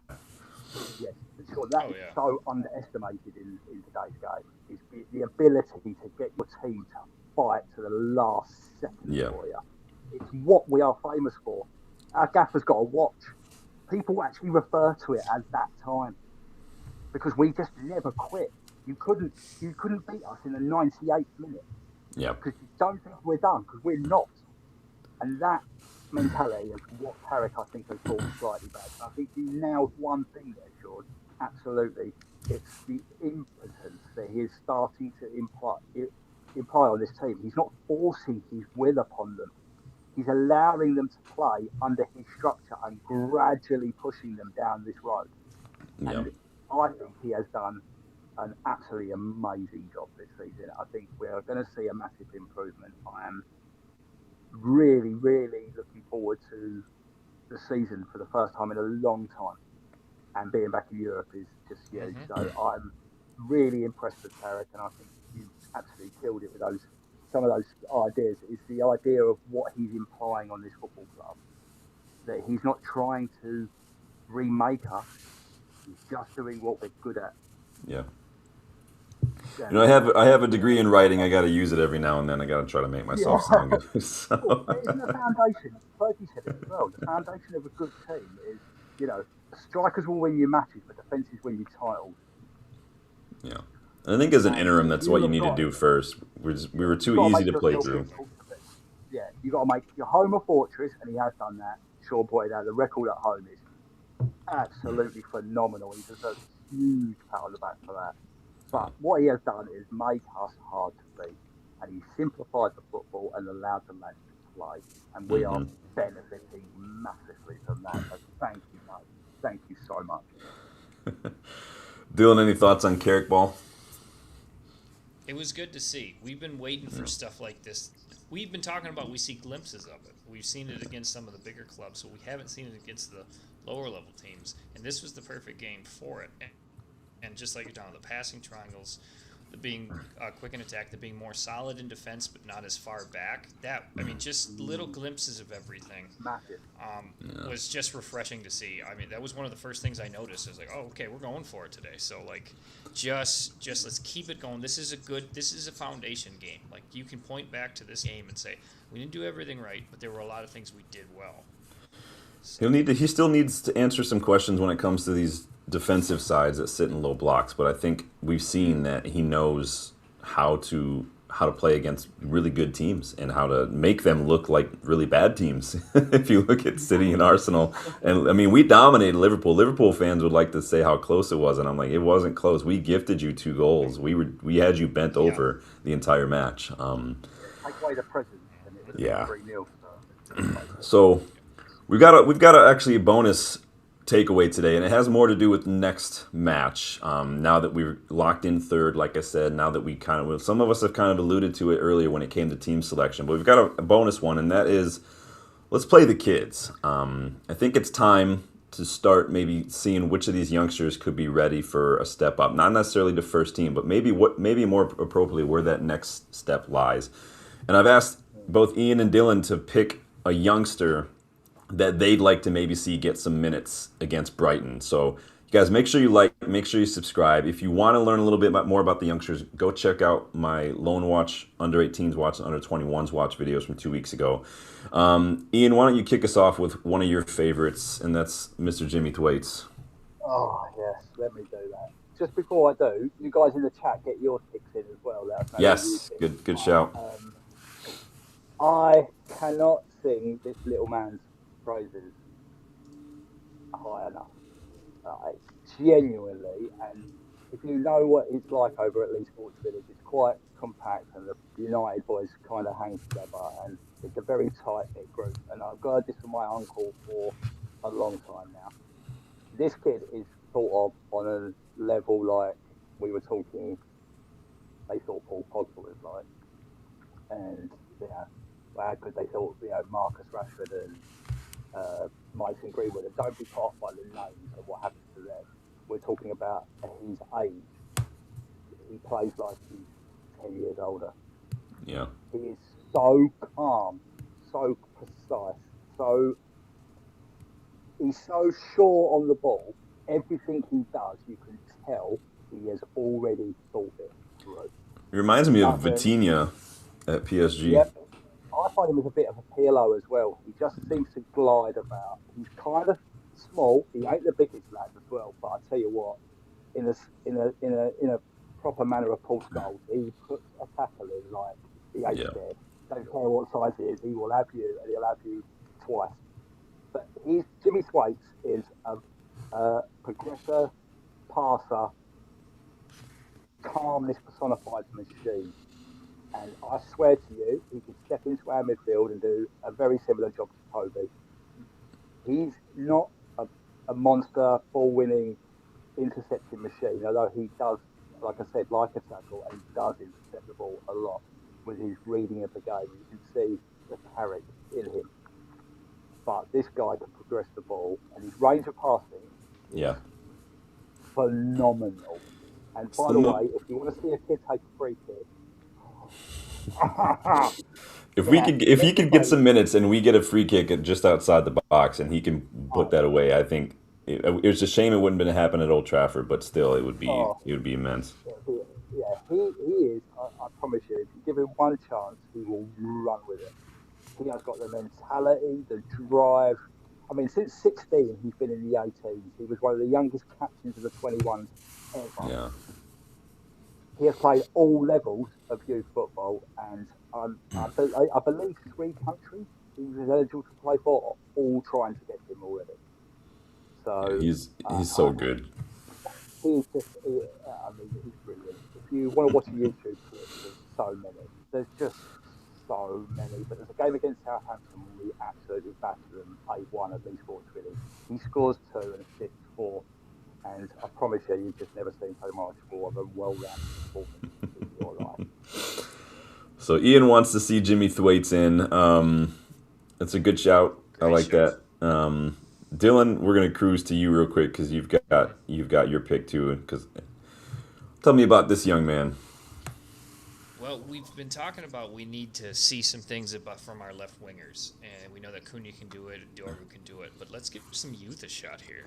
And in the WhatsApp group, like we're all talking about when we've seen the youth matches, we've seen Ajayi just put defenders on toast. So why not give them a run out? Brighton tend to play the youth as we've seen in the past. Maybe they might. They're going for Europe. Give them a little blooding against a team that has some history there. Let's see what he's got.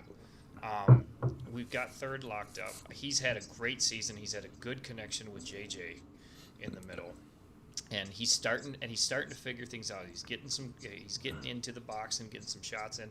He's getting the assists down. Let's give him a chance. Let's give him something to work towards too. That's the other thing. I think this would be the big thing for the youngsters. Like hard work's going to pay off. You know what you're going to get? You're going to get a call up to the first team. You're going to get to play with the first team in a Premier League game, and let's give him a shot. I think he definitely would be able to, at least for 10, 15 minutes, get used to everything. I mean, we all want to see Shea Lacey out there just curl one from 30 out, but let's give Ajayi a chance. If Noah Ajayi gets the ball anywhere near the opposition box, he'll be in that box within Oh yeah. seconds. His footwork, his ability in 1v1s is that good. He'll get into the box and he'll create a chance. Forget Like which he just match it will. was. I was gonna They say, I actually forget which call match it. it He was a hits a couple weeks. torpedo, didn't he? He Yeah, hits the ball like a couple weeks torpedo. ago. No lift. Yeah, I forget which match it was a couple weeks ago. I went back and watched it, and he did it. I think it was the first half because you guys were talking about it. I didn't get to watch it, but he's like, "Yeah, Jai's having a stunner," and it was just like he was just going by whichever defender he was playing. It was like the other guy was just stuck in quicksand. He was just making him look terrible. I'm like, okay, this kid's got it. That's exactly what I want to see. That ball sticks to his foot like glue when he's in those situations. It's amazing to watch. I remember Rashford had moments like that too when he was young, where he just in those tight areas, the ball his like our Martial reminds me a little bit of Martial in some of those moments too. Just able to just squeeze through defenders. Now I don't want him to do it his whole career like Rashford did too much of, but I think that his ability to do it is something that we don't have at the moment necessarily. Like Ahmad can do that. We need somebody like that maybe on the left-hand side. So it's a good shout, to be fair.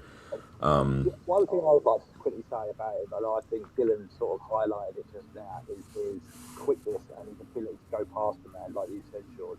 But what I like about it is it's not a lot of over-touching. Like, he doesn't... He sometimes overplays it for getting into the box trying to beat men, but that's youth and exuberance of just getting it out of him. But I like the fact he glides past people. It doesn't seem like he's sweating the small stuff, but it's Kaká like.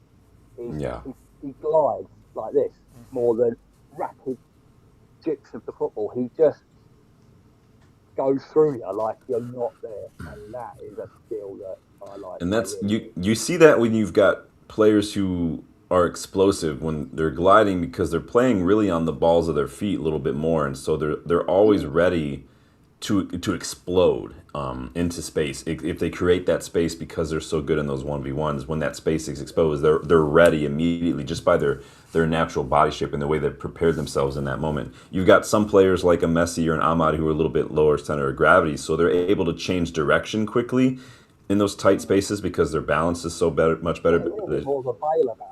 Yeah, he's very, very quick. Just quickly, before we move on to your pick, I'm going to try and guess this. Now, I was going to throw it over to you. So he wanted to guess. I said you're not going to guess. You can try. You get one guess. Go for it. Dylan, you can't because you have access. So I didn't even look. I have no idea. Go for it. No. He's not good. He's good. He's not there yet. Dylan, do you want to take a stab? No one's gonna get it. I have no idea who you would pick. Literally nobody in the chat would have gotten. I think Danny took off, but Danny might have gotten the closest. But so I'm gonna go with a player that most of you might not think about me going for. Oh, he's my second. I'm kidding. I've actually gone with Dan Gore. Yes, it's cheating. It's cheating because he's been on loan, but he's back now. Same with Biancheri, same with Scanlon. They're back now. If you've watched the channel for a while, you know that I've got a bit of a love-hate relationship with Dan Gore. He was given a chance in preseason under Ten Hag. Got that injury, which killed his season, basically. Spent the season, though, this year on loan at Rotherham. He has played more than 24 matches on loan there. Picked up a shoulder injury, had a little bit of a groin issue. Then he got a red card. And that's where his season was when I did that Loan Watch show a couple weeks ago. That was where it cut off. Since then, he's got a couple more assists. He's got man of the match against Leyton Orient as well recently. He was our second. He actually played in the under-21s match. He was our second highest rated player this weekend. Played all 90 minutes alongside Tyler Fletcher, both of whom were the highest rated players in the match. He made 10 passes into the final third, 2 out of 3 long balls, 2 tackles, 9 recoveries, 4 out of 6 duels on the night for Dan Gore. After his loan spell ended, the Rotherham Advisor, which is a local newspaper in Rotherham, actually named him Rotherham's best player of the season, praising his work rate, his mentality, his consistency, and his technical skill on the ball. He's 21 now, Dan Gore. Now, I don't think you stick with him and forego midfield signings. Like, you still go get your signings. But in terms of players you can come in and rotate at depth, like your Devaney's, I think Dan Gore could be the thing. If his availability since February has me curious now. This is why I've kind of pivoted to him. I all but written off Dan Gore with the injuries, but he's been available for a while. So I'm curious. Devaney I would have mentioned, but Devaney's still on loan. Gore is the most senior youngster we have available at the moment who's available, and I think that getting him a shout, seeing what Ten Hag saw in him maybe, giving him a chance. He's good on the ball. He's physical. He can carry the ball up the pitch like Cobby. He's very similar to Cobby as well. Same age, basically.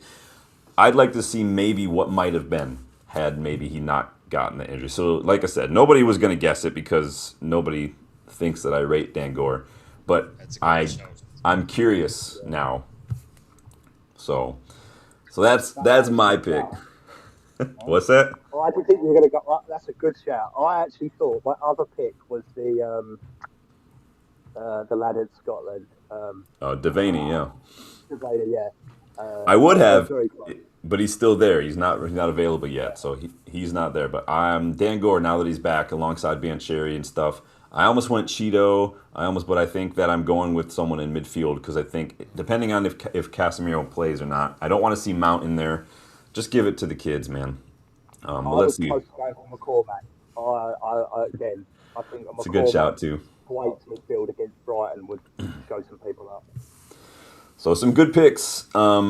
Guys, let us know in the chat who your picks are. Maybe let us know if you weren't able to catch the live, which one of those you put in, and would you like all three? Speaking of youngsters, while we close out in the next 5 minutes here, the Daily Mail reported today that the FA is now considering a rule change to the FA Youth Cup final after Man City held it at their Academy Stadium, which holds just over 6K. United sold out our 900-something ticket allotment like instantly.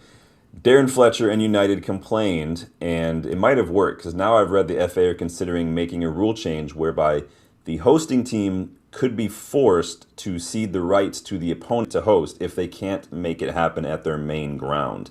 So since City couldn't do it at the Etihad, they went to so that's apparently the rule change that the FA is now considering. So see kids complaining, get shit done. It's not a problem. Hey, don't tell them that. They already know that. Dylan's class, if you're watching, complaining enough, get shit done. So yeah, we just went full Karen and asked to speak to a manager, and now maybe we'll get something done. Who knows? Don't have a problem with it. It worked in our... But as I said, how do you guys feel about that? Are you happy with that? Yay, nay, good? I think it would be... Compared to where... It's to the benefit of the youth players at the end of the day. I think Yeah. it'd be better. They're getting much better experience playing in front of 70,000 people than they are with 3,900 of them as the fans they see every week. So, it's like saying, would you want your lads to do it at the training village or would you like to play in the Maracanã? Oh, I don't know. Let's go for the smaller venue. Come on. Yeah. Grow up. What were you saying, Dylan? Professional football.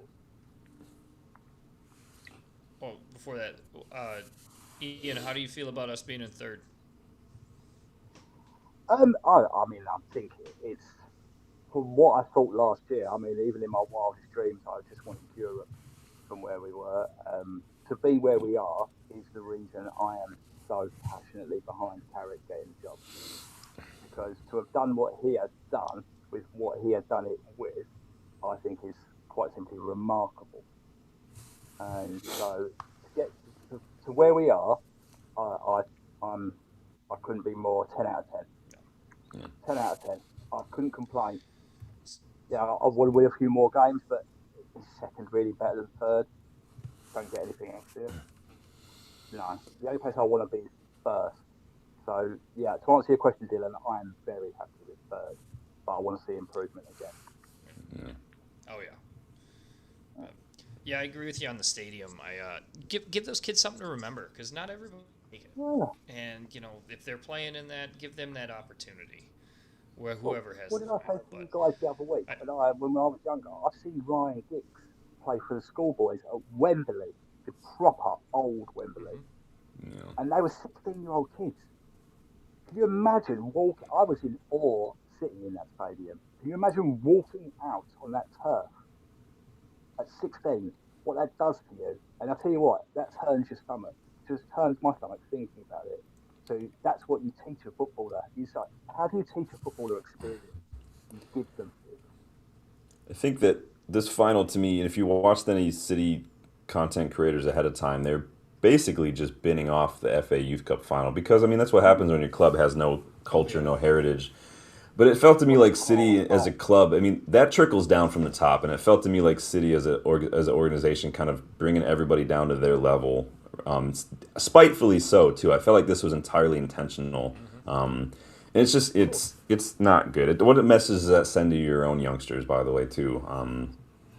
That It doesn't doesn't say nothing about fan because unity, does it? all Well, we literally have to say is like when we did it at Old Trafford. When you guys did it, you couldn't yeah, be bothered. So it's just yeah, ridiculous, man. You read it as a local five and yep. dime and Yeah, everybody. Yeah, everybody. We're gonna cut these sausage rolls from Greg's into little pieces, and everybody can have a piece with a toothpick.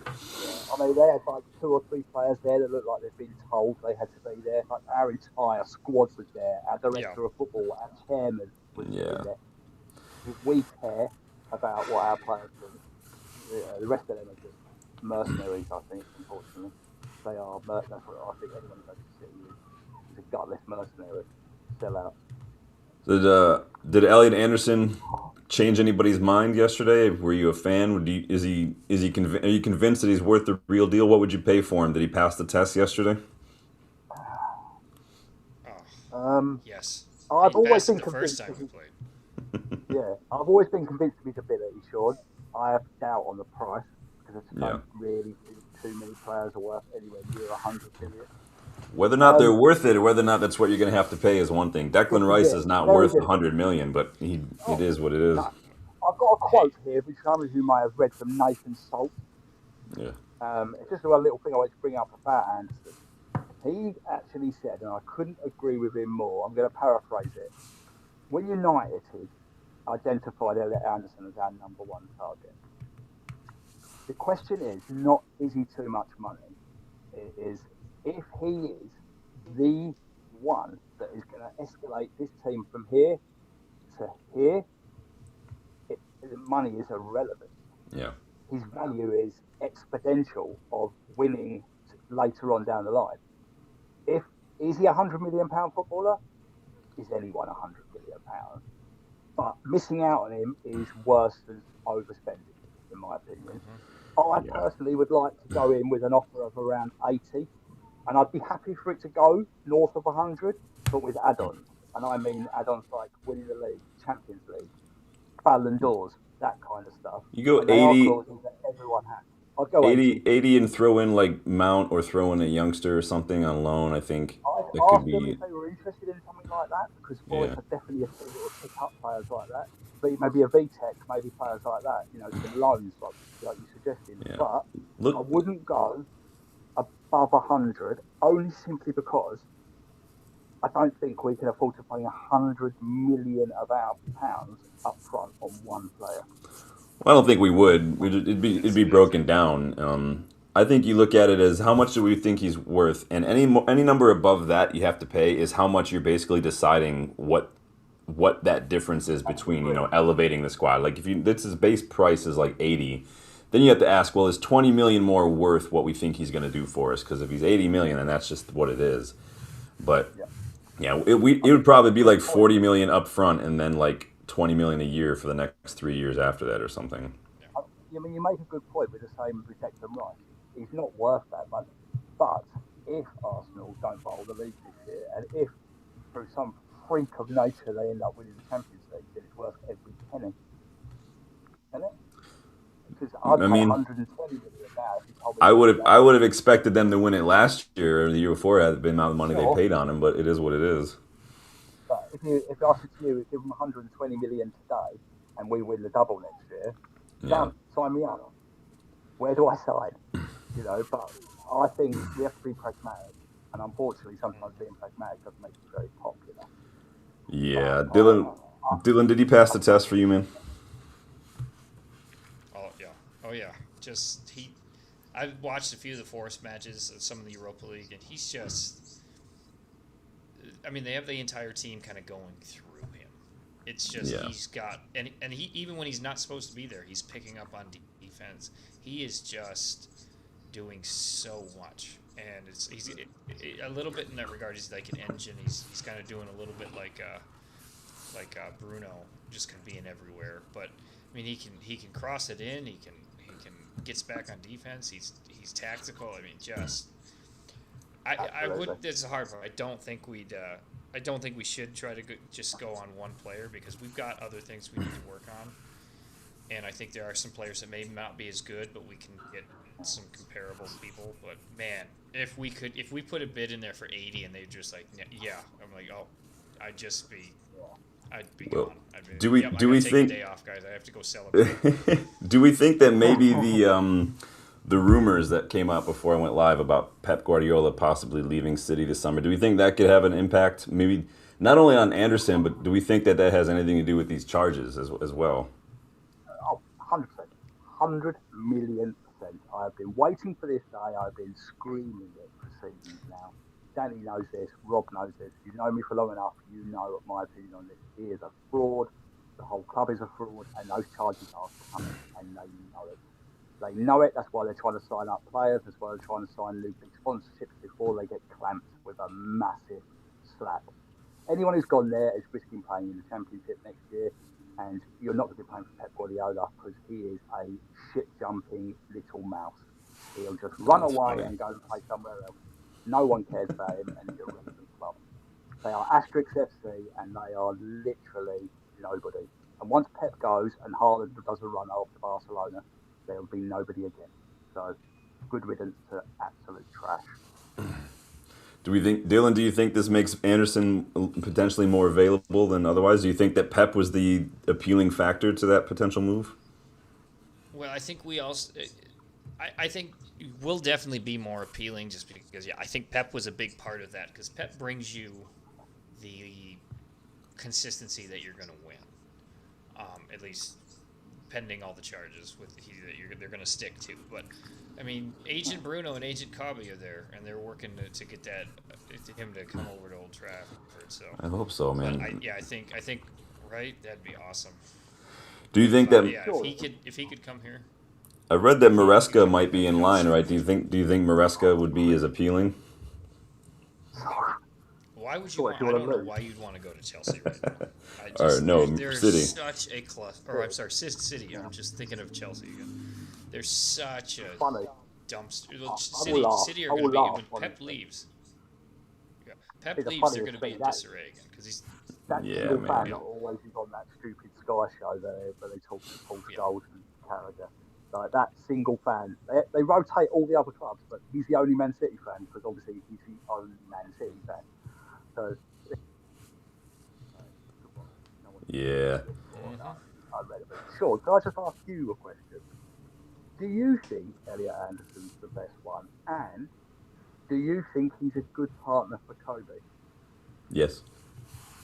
I think if all things being equal, yeah, I think you have to at least try. He is, I think, probably the best option, and you have to at least try. We'd be kicking ourselves as a club, I think, and I would hope that Barada and those would be kicking themselves if they didn't at least try and at least sit down and see and at least talk to him and his agent and see it. And again, you've got to make your sales pitch. Give him the 7 shirt. Tell him the armband will probably be his in a year or two when Bruno leaves. Tell him that you come in and you're playing your game, starting pretty much it's your spot to lose. You go to Pep's, or Pep's might not be there, but look at Maresca at Chelsea, like that kind of thing. Like this is what you're getting here. And then like I would be using everything that happened with Casemiro recently and everything. Like look at the send off Casemiro has just had. Look at that moment in that match. Look at the way we embraced him. You won't get that at City.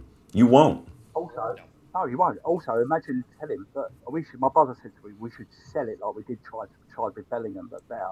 Roll out Brian Robson, roll out Cantona, and go to him. Look, there's Kobe Maynard. I'm sure you're friends. I'm sure you know each other, young England footballers. How about you try to think of the partnership you two could put together, and then putting that together for England? Those things work in people's heads. So, how about while you're on Brian Robson, let the former number 7 midfielder give Elliot Anderson the number 7 shirt when we sit down with him. Oh yeah. Yeah, just bring Bex over, roll everybody out, and just say to him, "Hey, look at the last player that came from Nottingham Forest. Didn't do too bad, did he? Yeah. You know, and let's just, come on. Let's just roll out the red carpet for it.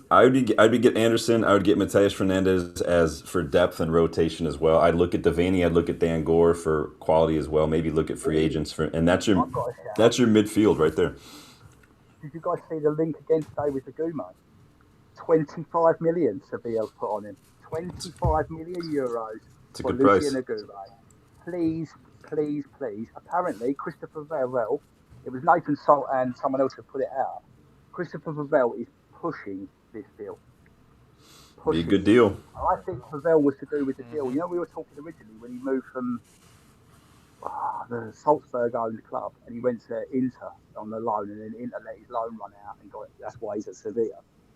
I hope we get this done, because I promise you guys, I know you know Sean, and I know Dylan knows, but I could not see this guy any higher. We've done exactly what we need. I've done scouting reports on Agume in the past. It was probably about a year ago the last time we looked at him, but yeah, there's a lot of good midfielders out there. Lamine Camara, Evam, Ibrahima Bangura, Mamadou Sangare, Lucien Agume, they're all just top players. Stankovic, Hackney, there's good players out there. But yeah, no, it's good. I mean, Anderson would be my top choice. I think that he is united. I think yesterday again showed everything we need to see from him. Personally, I think that he and Kabi would do very well. I think that you do need someone who is a little bit more physical first, defensive first as well for against certain opposition. Maybe you need another one like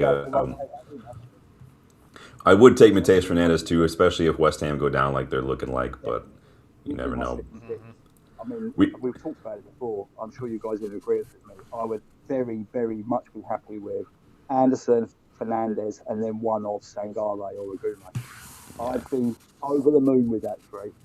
Period. Done.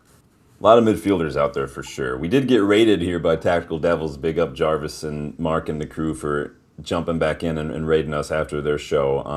We're just wrapping up here, so make sure to come back and watch it if you want to check out our 3 takeaways. Each of us took a takeaway, and then we had a bonus takeaway where each of us picked one youngster that we'd like to see maybe get some minutes against Brighton. So go ahead and let us know in the comment section after we're done what youngster you'd like to see, what youngster you have in mind, and let us know your thoughts on the match as well. But we are gonna wrap it up today. I've kept these guys here for far too long. I appreciate both of you taking the time and sitting down and doing the analysis. You guys are just doing a very good job. I mean, it makes me sound like I'm a boss. I'm not a boss, but I'm always just thrilled to death to have people come in and do their homework and do the work and get good input. I'm really happy with that. So I appreciate you guys taking the time as always. But that is gonna do it from us, you guys. The community's amazing. I mean, sure, we're all the same. We can just sit here and talk about our club. Oh, I could. It's never a punishment. It's always a pleasure. Jarvis has got a quick shot before we take off. Just who Jarvis wants to see get some minutes. Yeah, he'd be a good one. Jarvis wants Jack Morehouse. Yeah, instead of Mason Mount, I think he's very similar to Mason Mount. I think he's probably better than, I'd take him over Mason Mount in a heartbeat. You know, it's a very similar look in all kind of midfield. We just want the midfield sorted. Yeah. Please. So, you guys, make sure you like the video, please. Make sure you subscribe to the channel. Like I said, if you weren't able to catch the live, go back and watch it. Let us know your thoughts, please. Please hype. Please share. Do whatever you got to do. You guys, thank you again. You guys say goodbye to the lovely people before I let you guys get out of here, Dylan, Ian. Take it easy, guys. Have a good night, everybody.